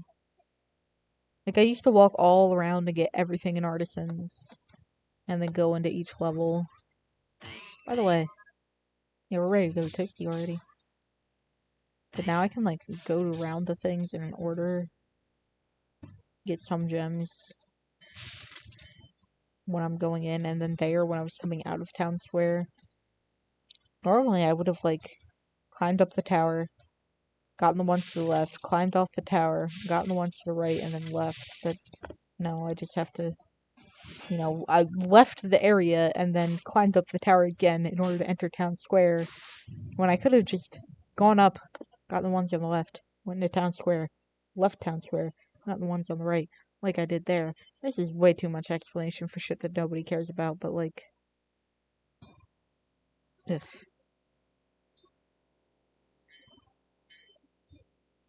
How else will I get good?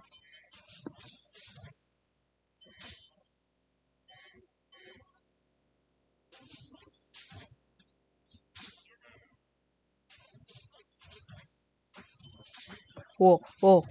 That was scary. He could have fucking clotheslined me right off the cliff.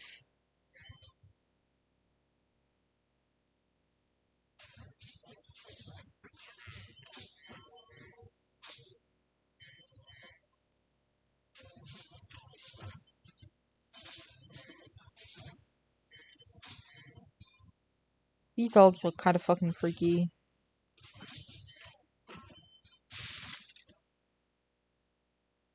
In Reignited, you can tell that they're sheepdogs.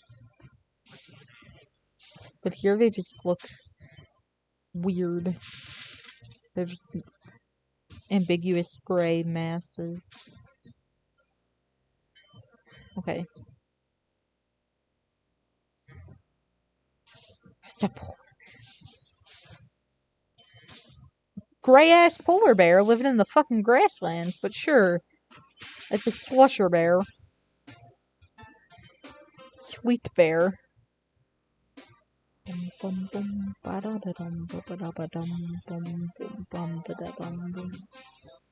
to listen to the music. I'll come back and get him later. That's what polygon deficiency will do to you. Don't do drugs.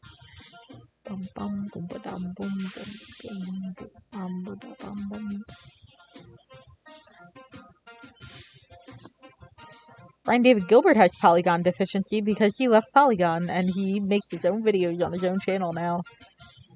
Which means now there's literally no reason to watch Polygon because the McElroys are gone and Brian David Gilbert is gone.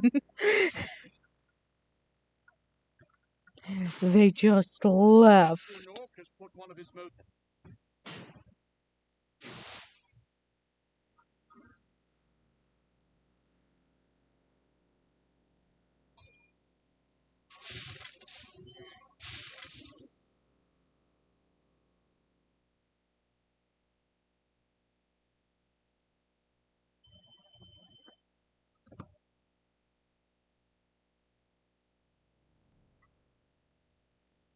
Come back.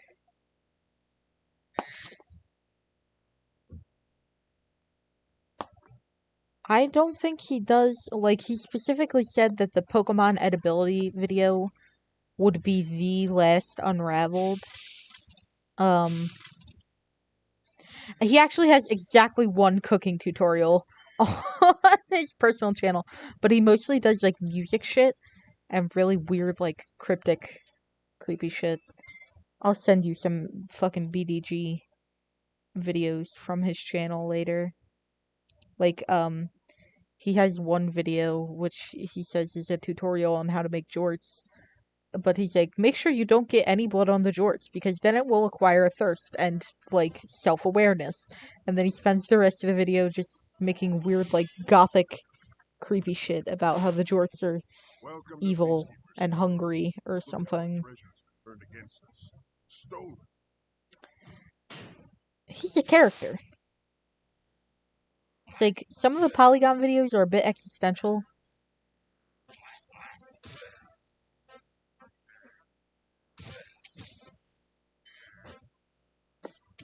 Like, the Crash Insane Trilogy one is a bit like, oof. Yikes. Are you okay, Brian? Also, Darts is one of my favorite, Brian David Gilbert songs. It gets weird and existential at the end. But also, it just slaps as a song. Because it's time to get good at darts. I always wanted to, but never wanted to work hard at the skill, and just like bowling or chess, I want the skills but have no willpower to do all the rest. I think that's how it goes.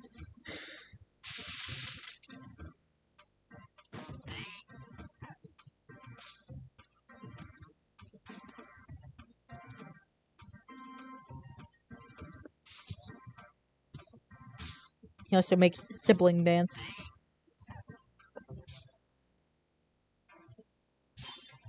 Which is not existential, but it's just got a lot of, like, weird moments that only, like,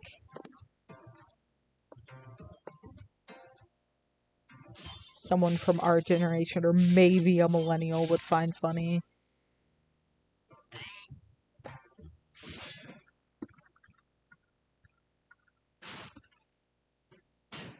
Conan.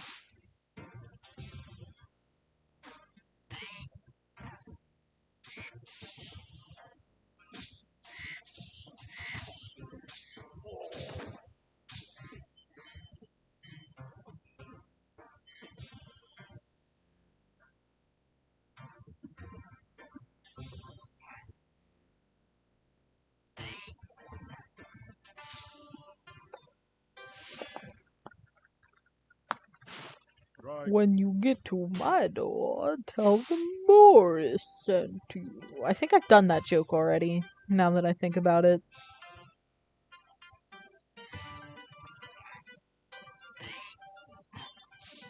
Oh, fuck.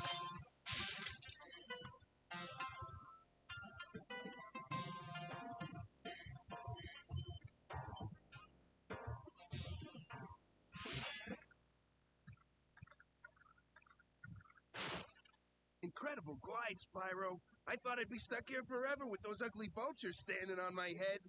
Those birds might look tough. They're pretty tasty. Plain broiled, Shut soft. the fuck up.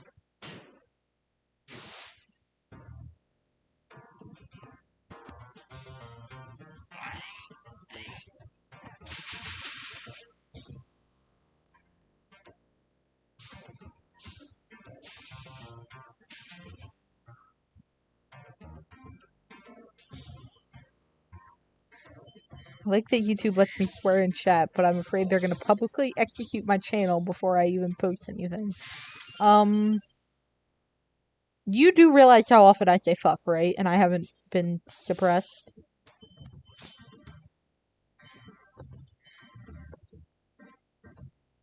I think Insta might have shadow banned me today because. Okay, this is gonna be a whole story. I follow a page called Voter Memes, and it's all like fucking left-leaning political memes. Like, have you ever seen that one meme? And it's like the rage comic face guy. He's standing in the corner with a drink, and then there are people around him partying. And the guy says, they don't know blank, blank, blank. They posted one that said, where the guy in the corner of the room by himself says, they don't know that if Donald Trump gets impeached and convicted, then he won't ever be able to run for president again. And then their caption was like, it's not about the next 10 days, it's about the next 10 years. That's the kind of meme that they post. And it's the kind of meme that makes you go, yeah, and then you hit like, but you're like, God fucking damn it.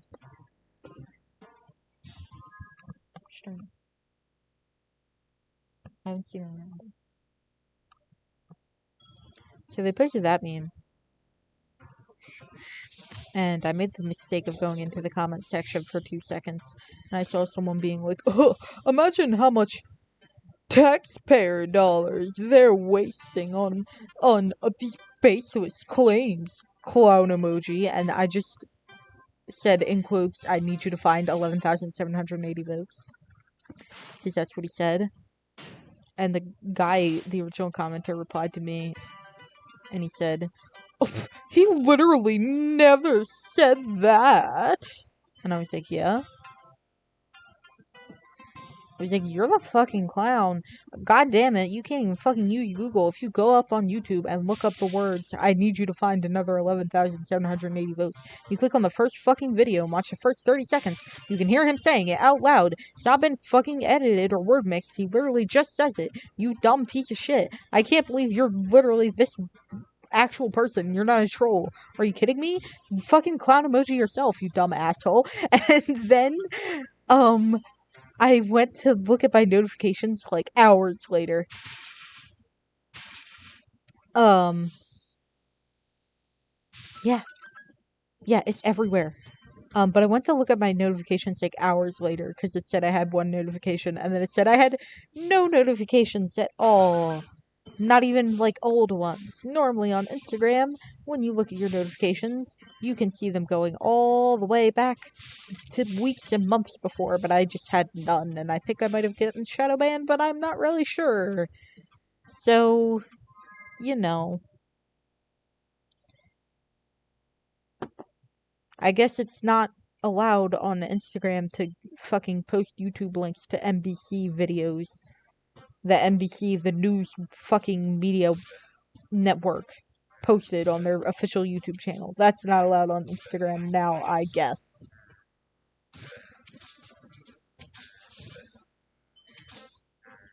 He's gonna call me the clown.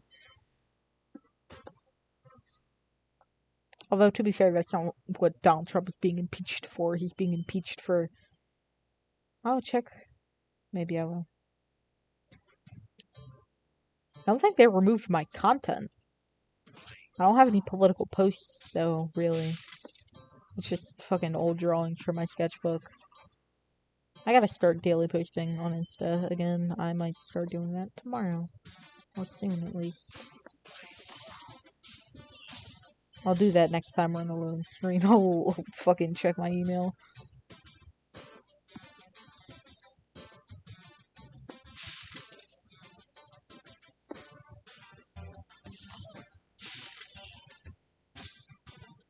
Going to bed? I am streaming.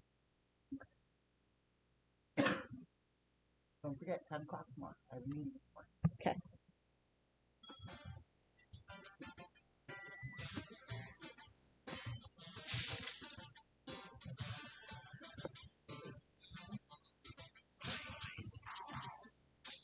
Boy. Ow. Starting to get like the fucking enemy hit sound effects stuck in my head now.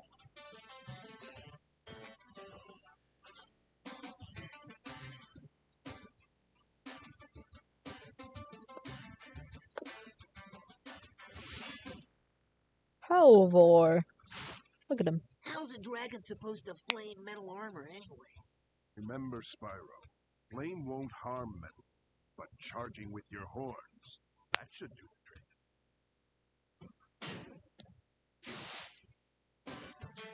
That guy had the credits music in his cutscene.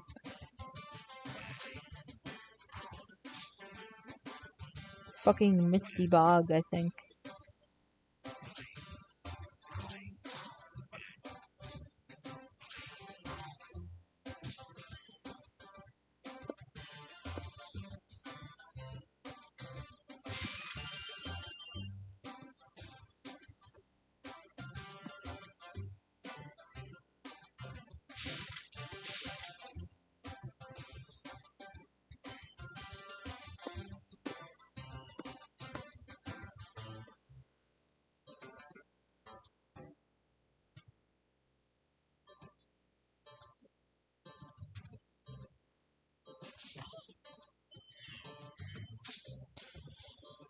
Oh wait, I want to get that firework. I recently discovered that that firework rocket up there you can hit. You're supposed to get over to that guy up there and then glide over, but you don't have to.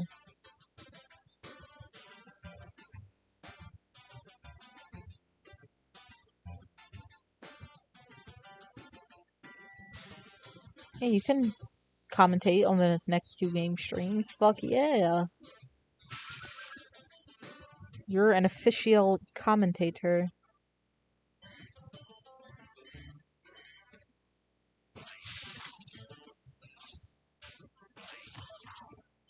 I guess I should drop your little chorus kid man onto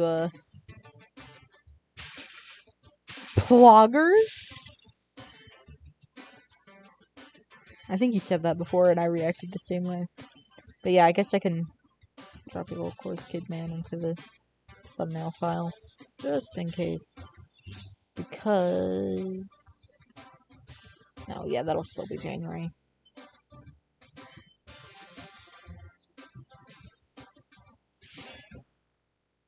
Enzo. Hey, Hey!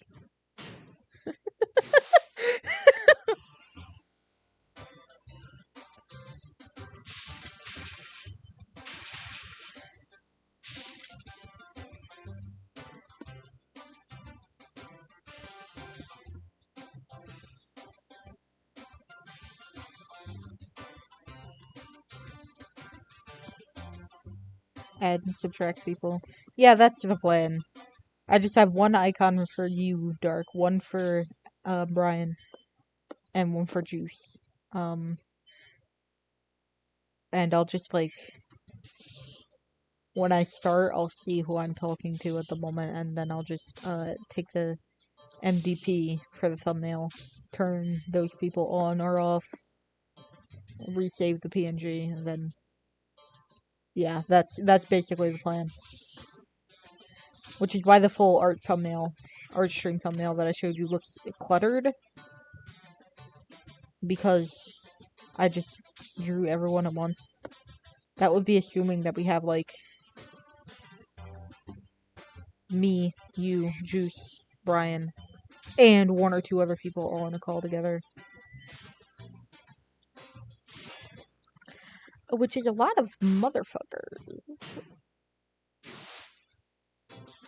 A whole bunch. Literally all of us, yeah.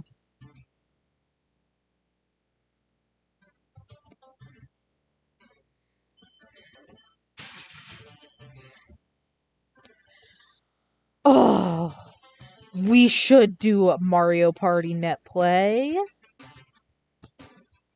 We have to do that sometime.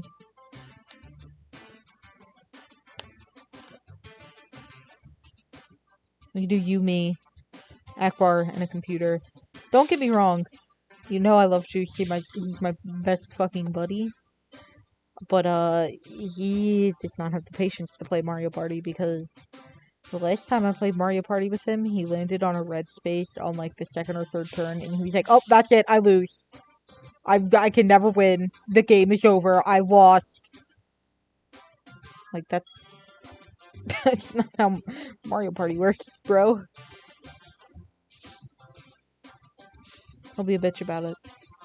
Because he's a bitch about video games. Well, we can certainly do net play. That sounds fucking fun.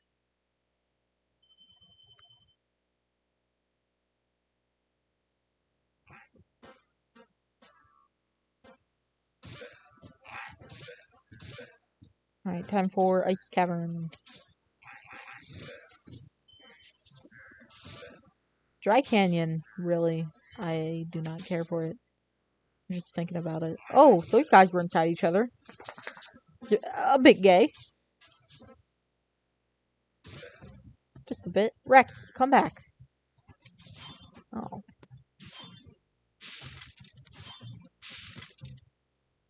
Do I want this? No, that doesn't refill your health. It's kind of stupid that it doesn't. Hi, Spyro. Sparks the Dragonfly has been doing a good job protecting you. Make sure to keep him strong by feeding lots of butterflies.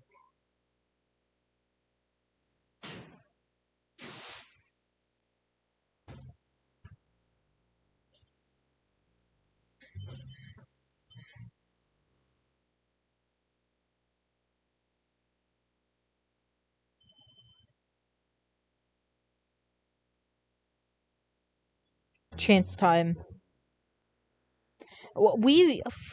I've only ever played Mario Party 8, but I've watched a lot of Mario Party videos, especially Zoom-Jag videos and identifying luck. Fucking chance time? Fucking chance time. Also, in Mario Party 5, there's a board event, Okay, in Mario Party 5, a lot of events use a roulette that is very easily timeable. And in Mario Party 5, there's a board event where if you time the roulette correctly, you can steal 1 star from each player at the same time. Hi, Sherbase, by the way. Which means everyone is down 1 star and you obtain 3 stars. Also, the chance time is heavily in favor of the left player, and initiating chance time is now an item that you can use on yourself, and if you use it on yourself, you are automatically the left player in the chance time, which means you have a distinct advantage. The only things that don't directly benefit you are swapping coins and swapping stars, which can also, by the way, still usually benefit you. And then right before that, Mario Party 4, chance time is literally just entirely fucking random. You can't do anything to influence it whatsoever.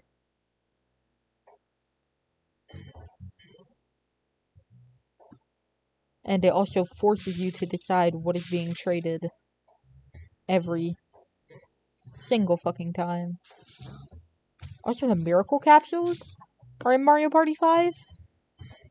If you get 3 miracle capsules in your inventory at once, then it takes all stars away from the person in first place and gives them to the person in fourth place. Even if you're not the person in fourth place. And if you're the person in first place, then just nothing happens. They just go away. You don't lose your stars, but also you get nothing.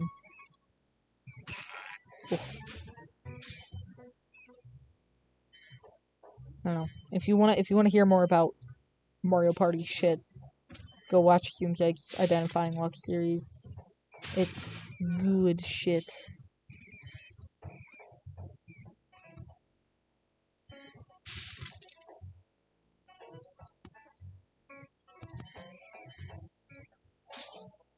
What? Oh, damn. That just knocked that bat out of the fucking sky. Bro. Spyro, some big Norks up ahead are wearing armor. And in the ice cave, armor can make their feet very slippery.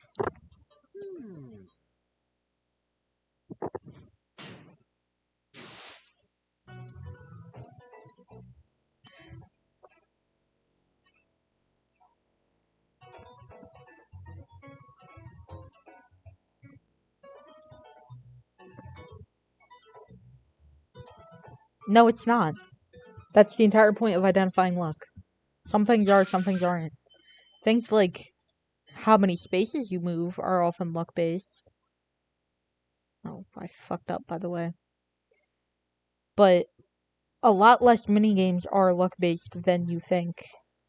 That's why he made Identifying Luck. The Identifying Luck series was Zoomzeg loves Mario Party, but he was tired of losing to luck-based things in Mario Party games. So he just made comprehensive videos that identify which things are luck-based and which things are skill-based.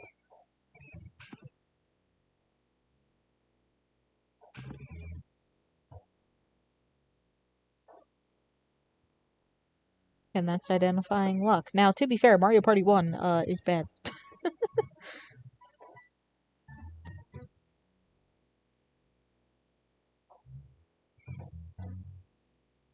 You could just pull a runaway, guys, and start let's playing Mario Party. But it would require emulation. Then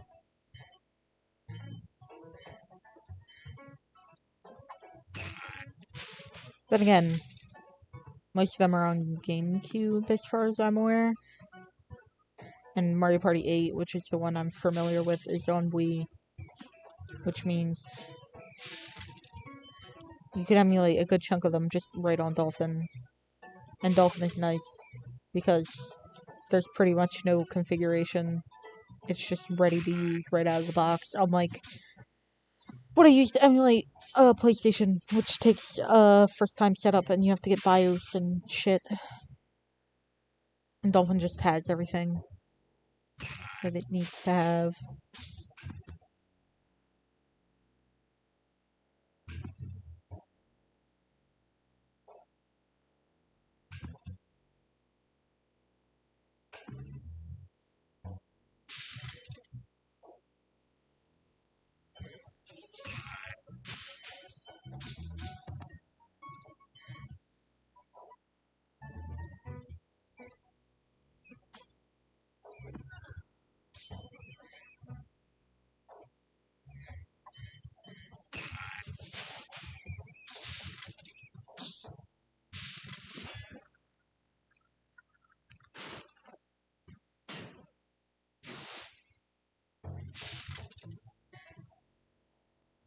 Ooh. A light bunk.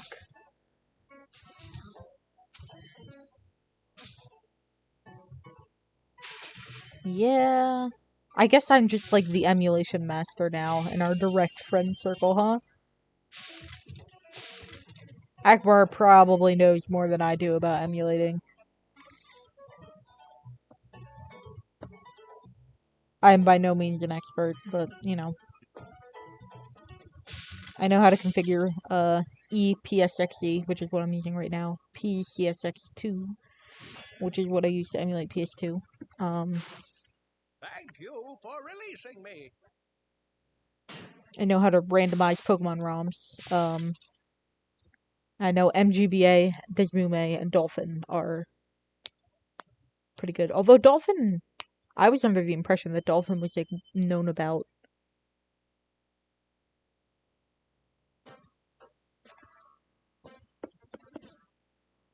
And was one of the more popular emulators.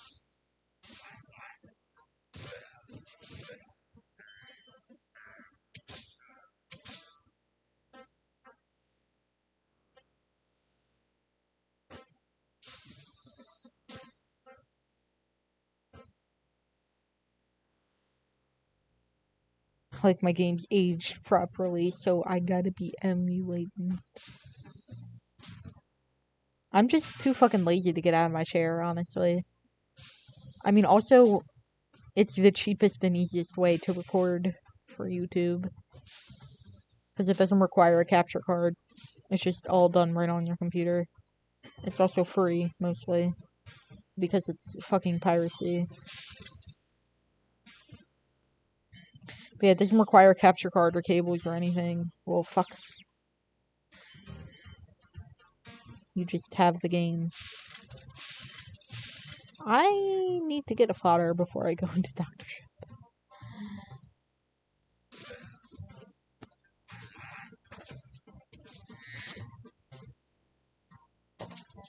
I originally got emulators because I didn't have anything that could play PS1 games, and it was the only way for me to play my original Spyro games. Then I got a PS3 that could run them, but I still continued to use emulators because I didn't want to get out of my chair.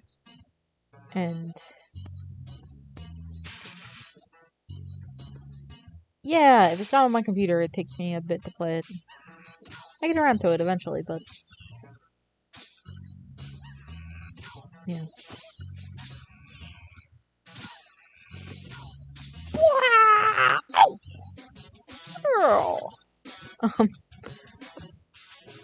I got a PS3, and I still continued to play Spyro in here, and then I got fucking reignited, and I played it once, and then I continued to play Spyro on here on my computer.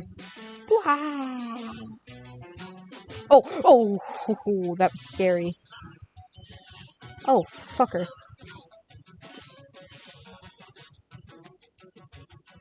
So yeah, the wives can damage you directly, but they do insane knockback. They can slap you off a cliff.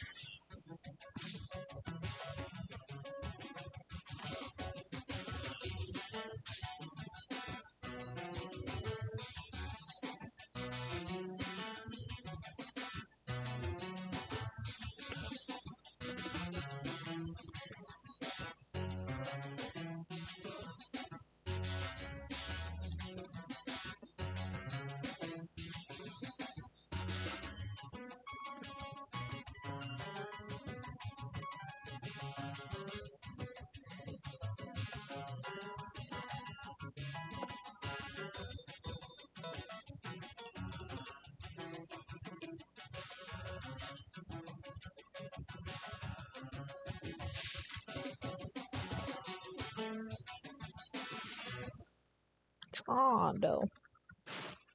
This guy thinks he's so cool. You don't know what it's been like listening to him over and over. I'll tell you one thing. Just watch his back. What do you mean by that? But they have too high expectations. Like, we have too much expectations on them, or they have too much on us?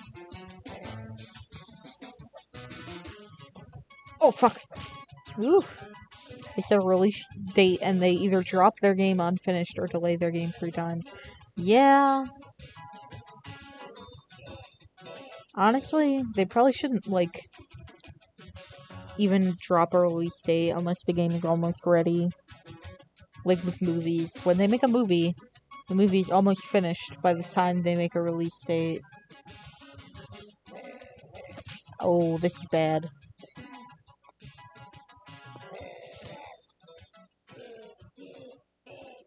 I have to be fucking careful. What does he do in the third stage? Okay.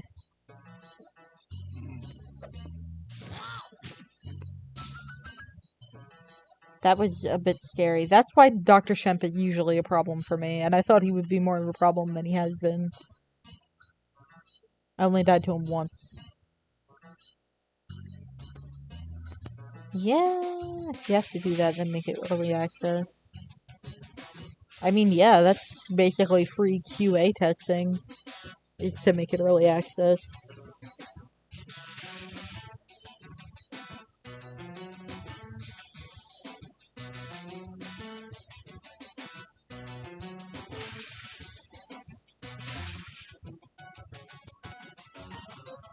Oh no! Earl from Toe Jam and Earl? No, that's a wife. Also, hello, Jelly Bean. I am proud to say I've now played TF2 a total of 3 times.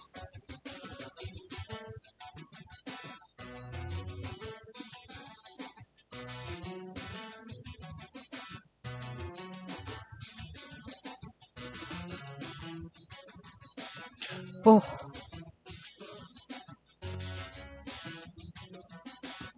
You have fun? Yeah, I'm having fun.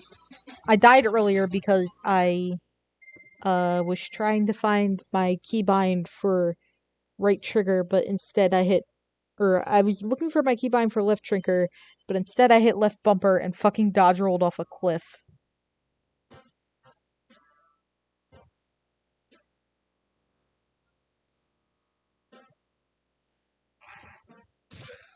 And died. I was trying to peek around a corner, and I died, and I had to start over. Oh, fuck. We're good now, though. We're about to do Speedway, which is just free. Because we determined that losing the Speedway does not actually count as a death. According to Juice, and I trust him.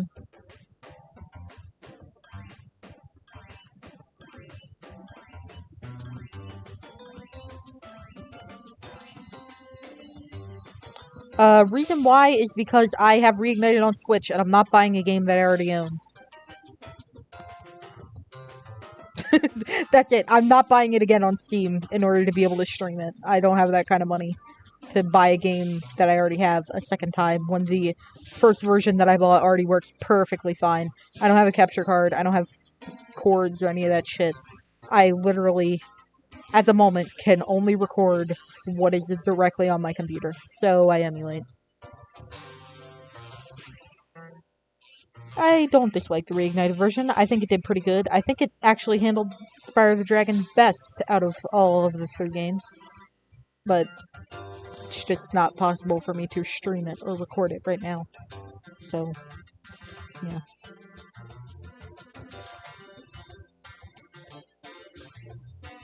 Although I will say it would be a lot easier to use an actual controller instead of my keyboard if I was on the Reignited version.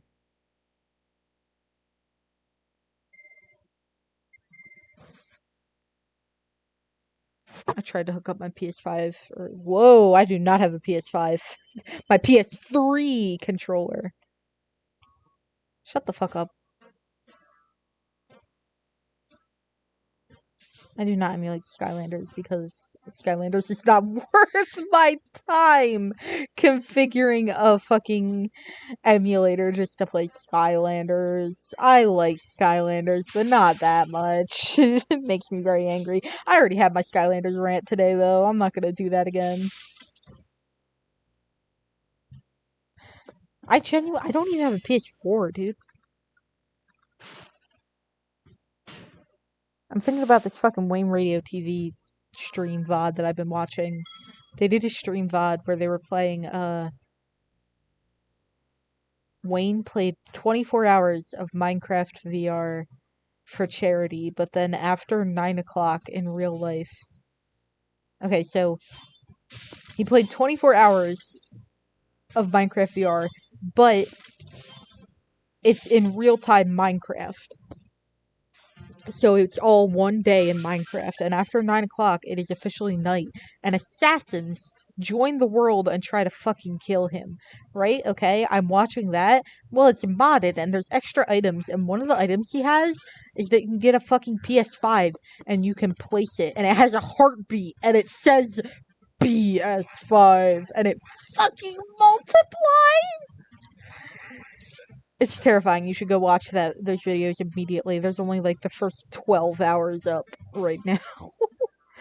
But it's good.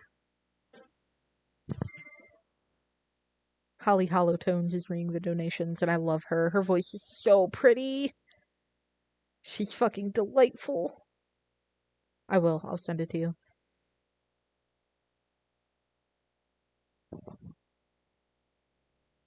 Oh, we're back in Magic Crafters.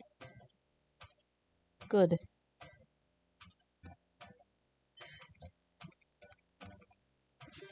Oh, fuck! No. Oh.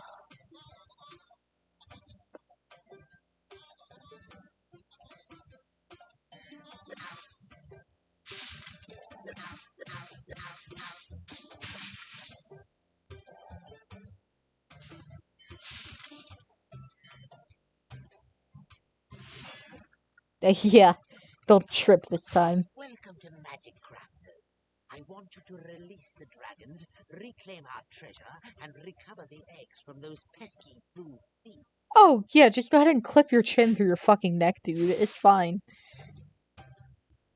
Yeah, that area where I fucking dodge rolled off the cliff, that bit of platforming is frequently a problem for me anyway.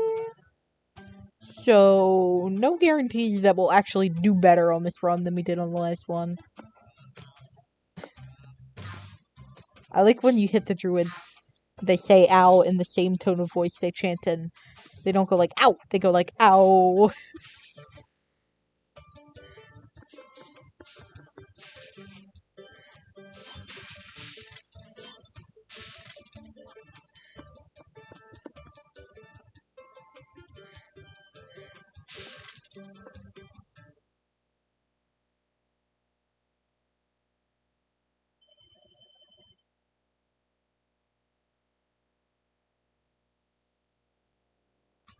Yeah, it's kind of late.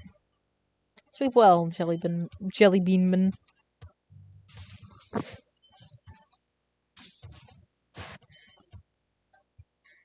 I meant to start streaming a bit earlier, but I started my whole day 2 hours later than I thought I would be.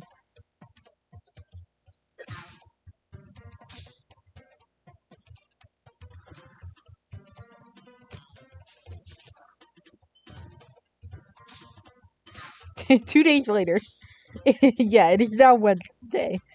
Wait. Yes. Today's Monday. Thought it was Tuesday for a hot second.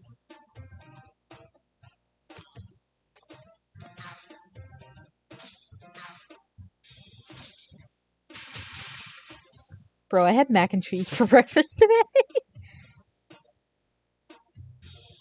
I was telling this to my mom earlier, I think. I set an alarm for 12, and I slept through it, and then I woke up at 1:30, and I was so mad about the fact that I woke up at 1:30 that even though I wasn't tired, I just went back to bed for another 20 minutes. And then I woke up at, like, 10 of 2, and I was so angry that I, like, changed the time on my alarm so that it would go off at 2 p.m. And then I just stared at it for 10 minutes to make sure that it would in fact go off when I thought it would. And it did. And I was just like, well, what the fuck? And then I went downstairs and I told my mom, and she was like, well, I'm about to make mac and cheese. So I know it's a weird breakfast. And I was like, I don't fucking care. Please give mac. And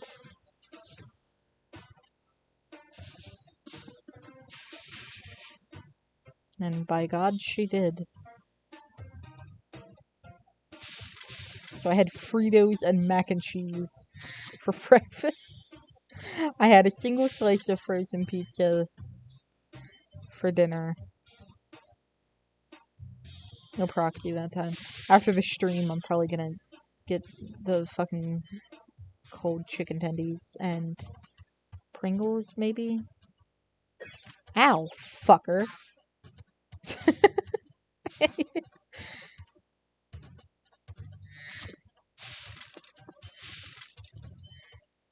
We have wavy Pringles in the house right now.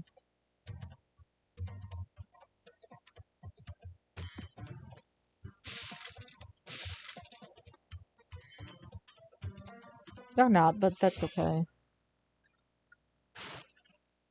Oh, thank you for releasing me. I like his color scheme.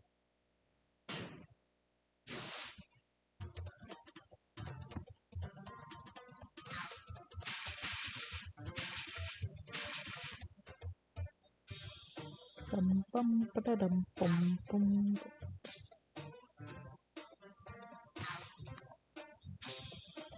Yeah, that's true. He does just kind of look like a fucking gecko. Oops.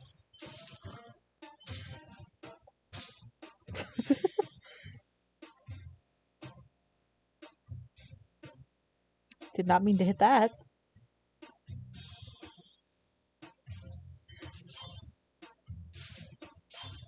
I was hitting 0 instead of circle. Alright. You see how these guys run away when you get close to them? Remember that animation for later.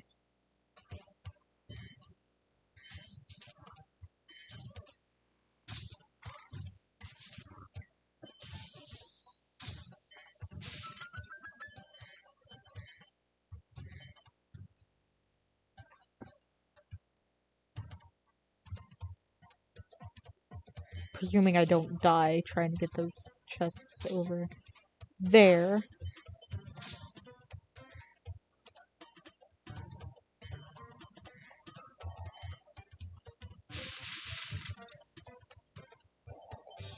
I was trying to play Rayman with Juice a couple weeks ago, and he got mad that I set his move to WASD instead of the fucking arrow keys. Is he even a real gamer? I mean, honestly. Right? And by the way, the thing I was trying to peek for last time when I died was to see whether that third fireworks chest was yellow, a yellow gem. Because, like, you have 20 left at the end of this level before getting those. And I could see that the first 2 were blue, and I was like, uh-oh, if that last one is blue, I'm going to have to go find the last gem. But no, it's yellow. It's a 10.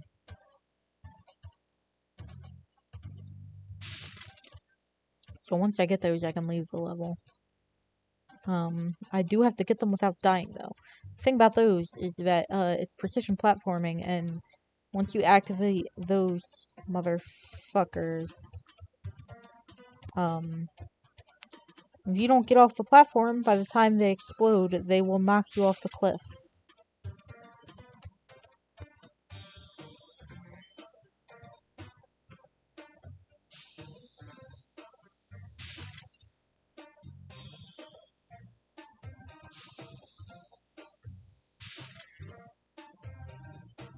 Just take it slow. It's fine. Pog! Progress. Progression.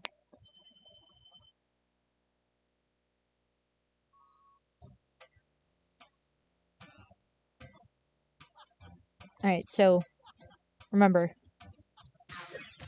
Oh, fucker. The druids from earlier. When you get close to them, they run because they're afraid, because they know you can hit them. And when they successfully keep you and move the environment so that you can't get to them, they point and laugh at you. Except for the ones in the homeworld, which laugh at you anyway. I don't know why they do that. I don't know if it's a bug. And I can't remember if they fixed it in Reignited. But,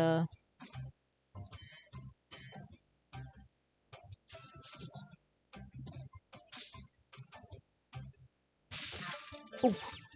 Ah. Okay.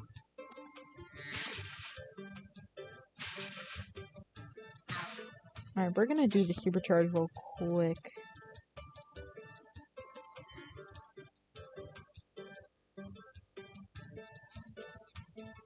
Fuck you.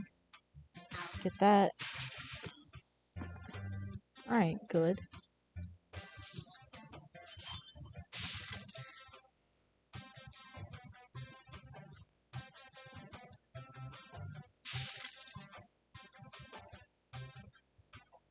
Get this key.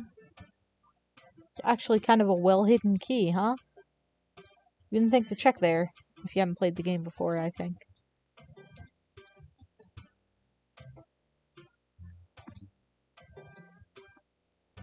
Alright, Wizard Peak, I think. Or is it High Caves? It is High Caves. When you see arrows like these, you can charge along with them to begin a supercharge. Supercharge? Excellent.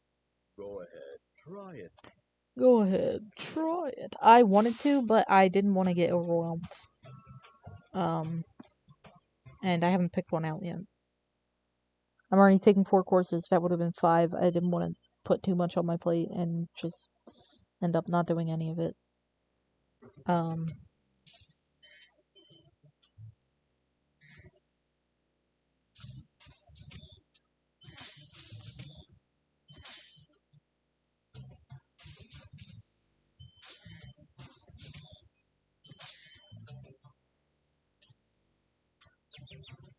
I am taking a web developer boot camp style course where I am currently learning the basics of HTML, but I will soon be learning CSS and JavaScript as well. And I have an hour. The other 2 technically aren't courses, but I still count them with my coursework. I have an hour set aside to do something productive, and just work on my goals for the month. Right now, my 2 primary goals for the month is I want to have the channel overhaul ready, and I want to either read a book, a whole book, or be completely caught up on the webcomic I'm catching up on right now, which is Prophecy of the Circle. And then I have some other secondary goals that I can spend that hour on. And also I've been using it to, finish up the Princess Peach time-lapse video, which is almost done. I'll probably have it done, like, by the end of the week. It's just HTML. But yeah, I did pay for a course that has, like, 200 hours or something. Something fucking ridiculous. My mom said I should take it.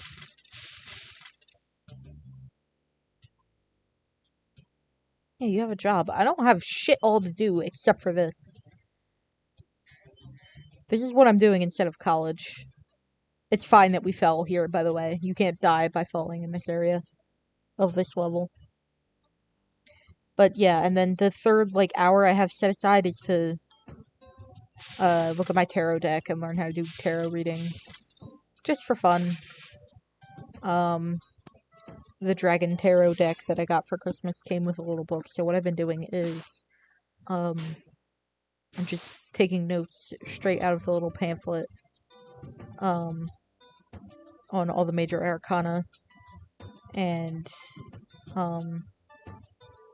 once I get good at that, I'm gonna, like, fuck around with it a little bit, and then my mom has, like, an old tarot book that she found in her basement about, like, the interplay of the cards and their history and how they came to have all the different symbolism that they have now. So, yeah, that's kind of the thing I'm doing. But some of the other stuff I wanted to do was, yes, American Sign Language. I would like to learn Spanish. And I would also like to do, like, studies on shit that I like. Like, I would like to do fight choreography studies on Avatar: The Last Airbender. And shit like that. Do character design studies on Paranatural, maybe.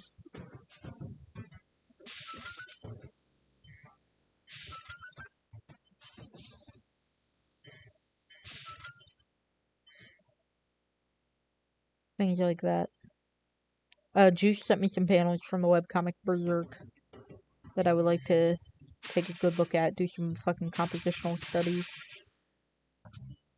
Did I say webcomic? I meant manga. It's not a webcomic. It's a fucking manga from Japan that you have to get physically, or else pirate. It's also an anime, but I heard the anime is bad. I don't know if that's true, that's just what I heard.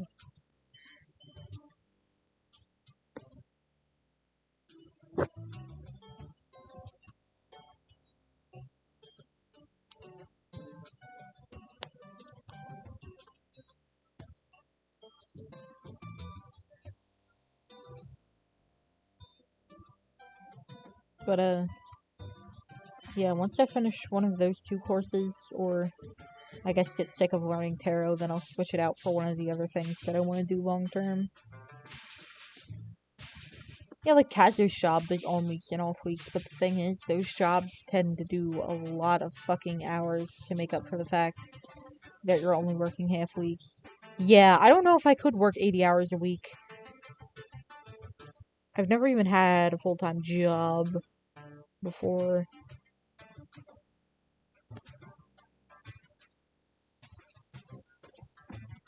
The job I had before was part-time. I only worked weekends until school started, and then I only worked one day a week.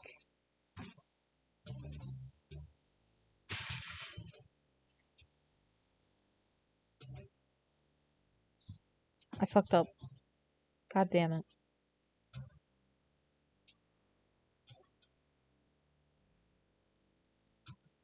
Yeah, that's true, but like, ugh. I would hate it, regardless. You know?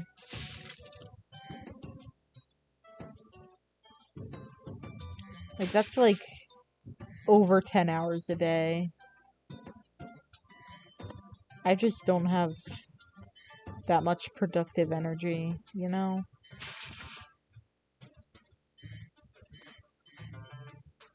It takes a lot of motivation for me to do 4 hours of work a day.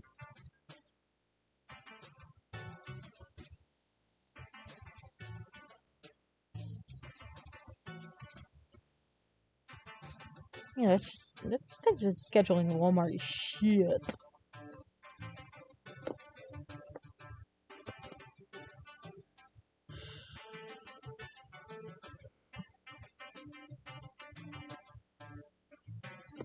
I think I just fucking hate capitalism.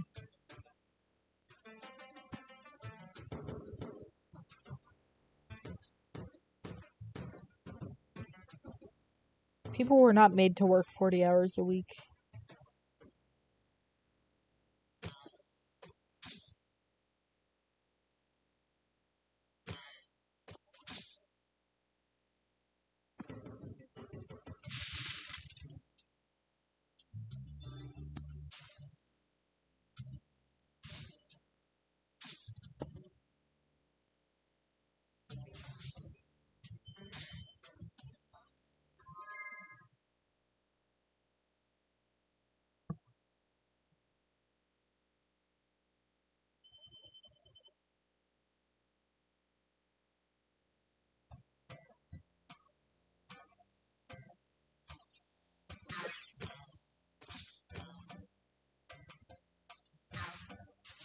Yeah, it used to be that minimum wage was enough to...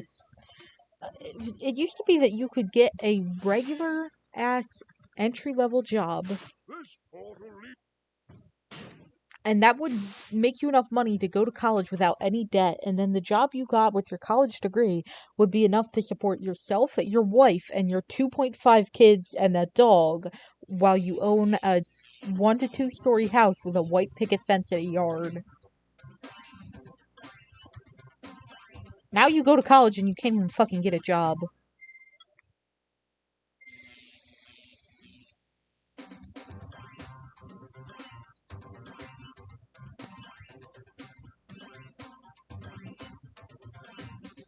This country is shit. Our capitalism is fucking out of control.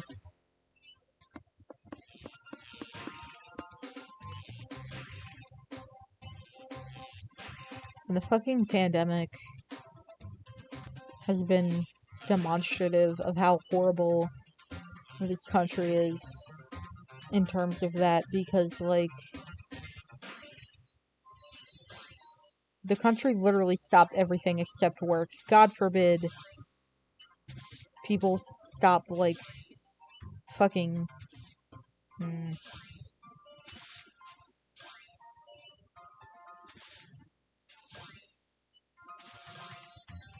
God forbid people just take a break from work and school.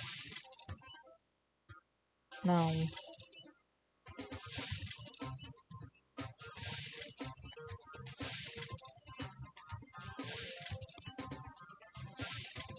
That's why it lasted so long. It's because we didn't enforce it. Because people were still expected to go to work. Nobody was given any kind of fucking relief.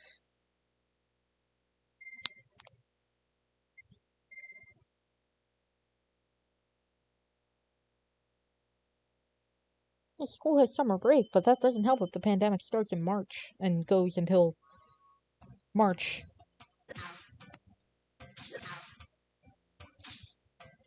Yeah.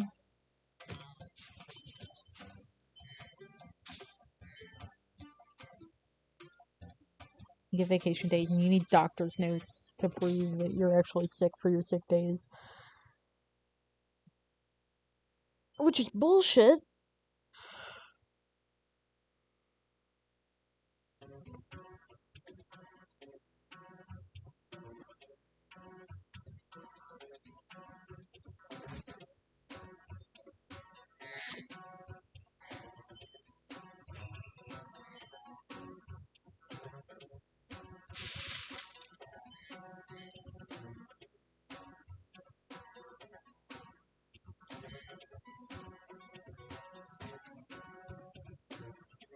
Yeah.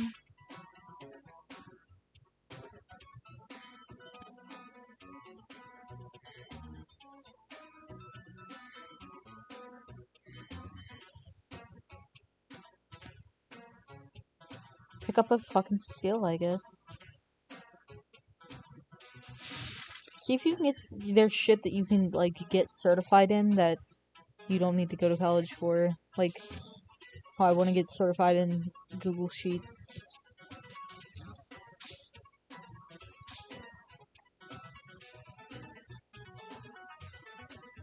You don't need to take a college course for that, but it's good to put on a resume.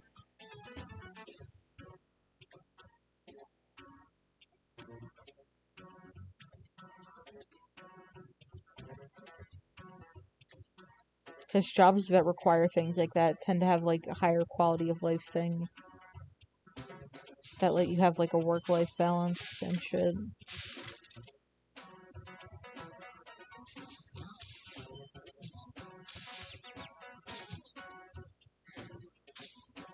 Yeah.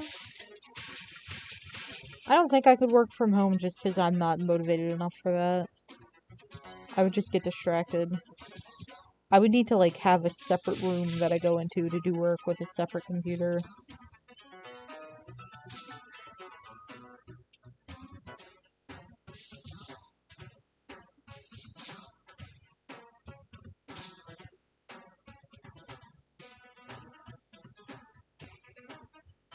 Damn, those mangas are kind of nice, huh? An office job. I just noticed that. But, yeah. It's... I'm not saying that that's bad or that it might not be good for you, but it wouldn't work for me. Welcome to Wizard peaks. Thank you. Bye.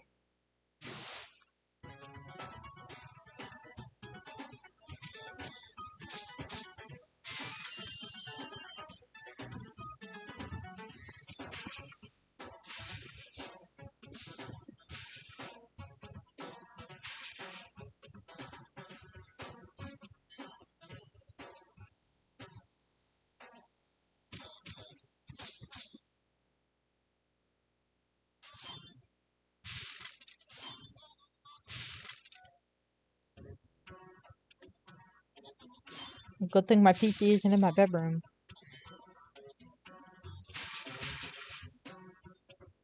Yeah, I don't sit in my room. I almost never sit in my room. I sit in my living room whenever I can. I literally only go in there to sleep, to use the PS2, or when I don't want to be around people.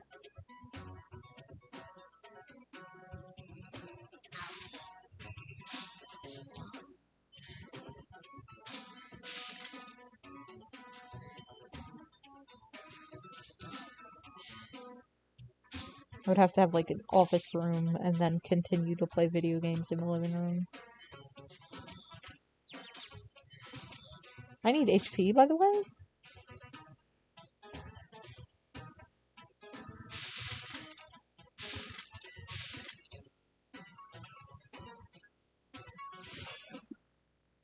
Texas! Thank you for releasing me. Oh, fuck you. What a generic motherfucker.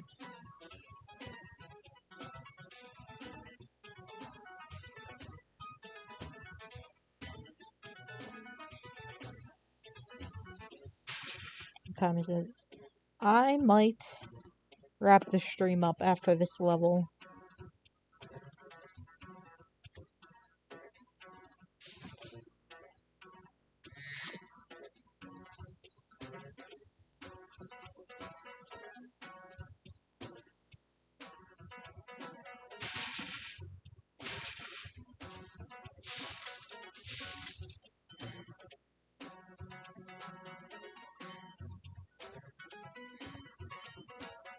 That's understandable, but also, your parents aren't nice to you. I don't have a very hostile house. My mom is nice to me, and she doesn't fucking nag me.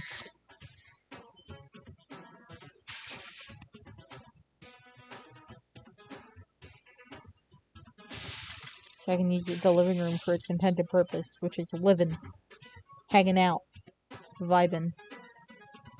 Oh, adult house? Okay. Damn.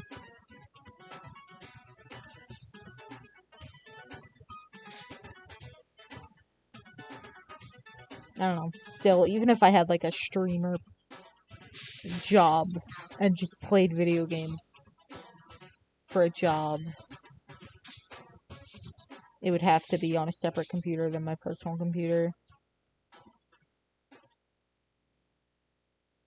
Oh yeah, legally we are both adults. I'm gonna be 19 in 2 months. You fucking believe?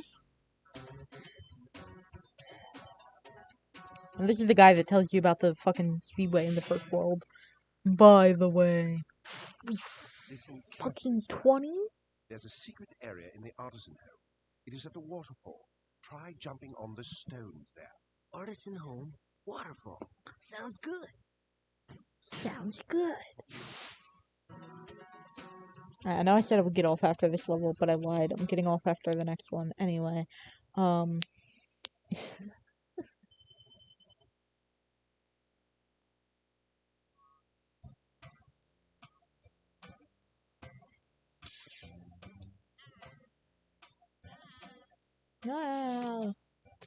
Yeah, that's, fucking nuts. You're gonna be turning 20.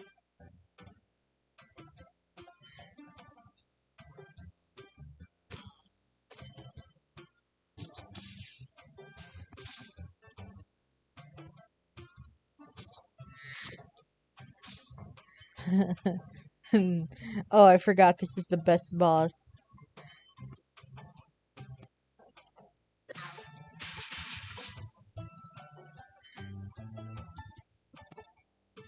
Oh, fuck. I'm missing a yellow gem.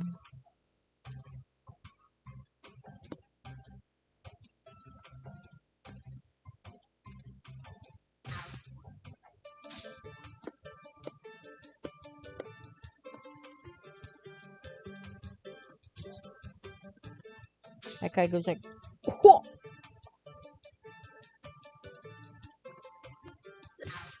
Ow!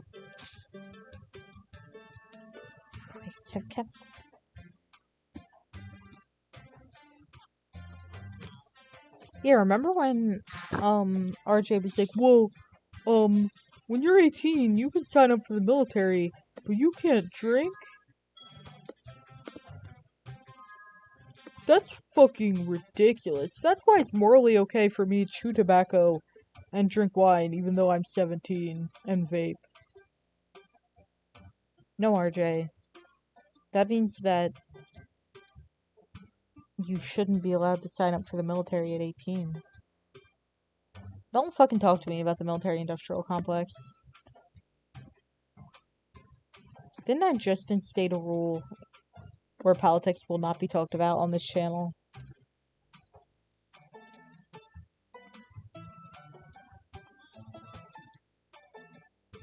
The answer is yes, I did.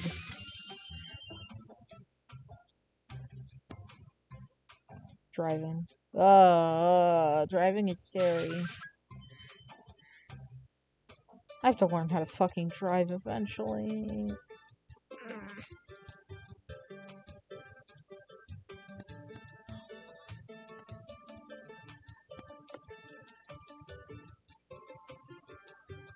I was gonna say, legally, if you're 18, you can do weed. No, you can't. Legally, you can't do weed no matter how old you are. Weed is illegal federally. Hey, blow hard. Time to blow hard. Bro.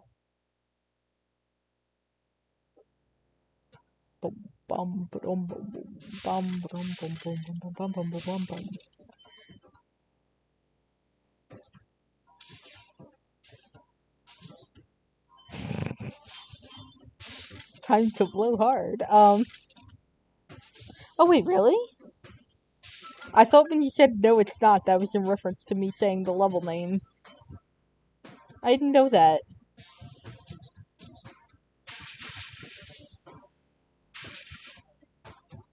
Huh.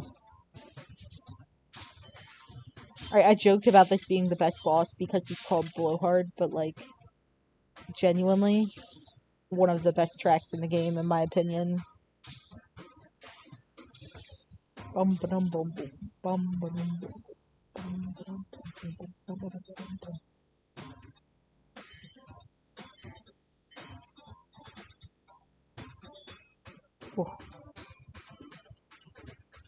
Oh, oh, oh! That was bad.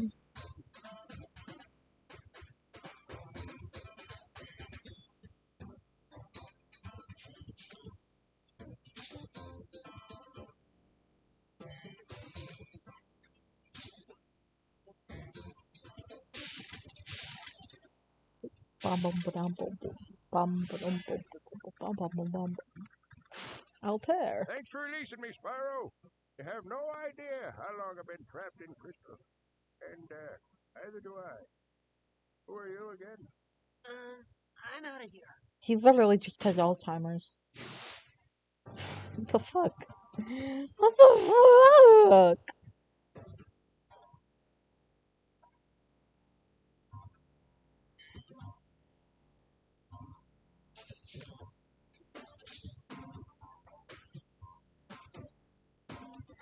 Oh.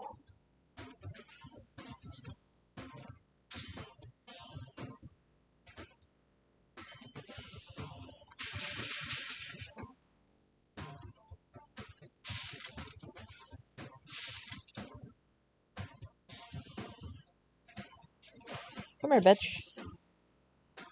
Didn't you hear? It's time to blow hard. His beard kind of looks like it's a tongue, huh? It is a beard, though.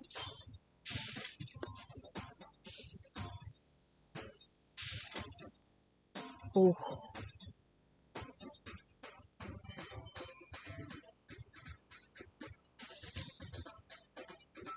Get got, bitch! But we're doing very good. I told you, remember to save up for your fucking car.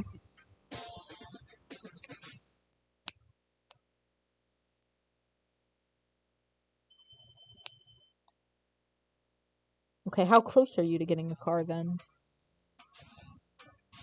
Wise guy.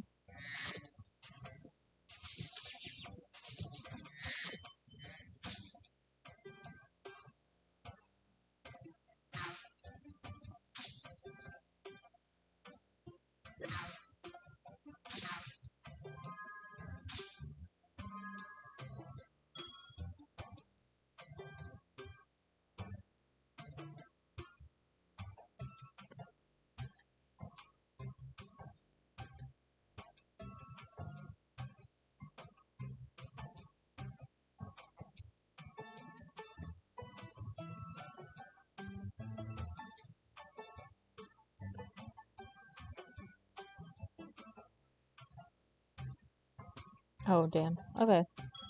Nice. I'm gonna get, like, a good one. Pog. Alright. That's gonna be it for the stream. Dark, you and I will continue to talk because we are friends. But I'm gonna be signing off from the YouTube.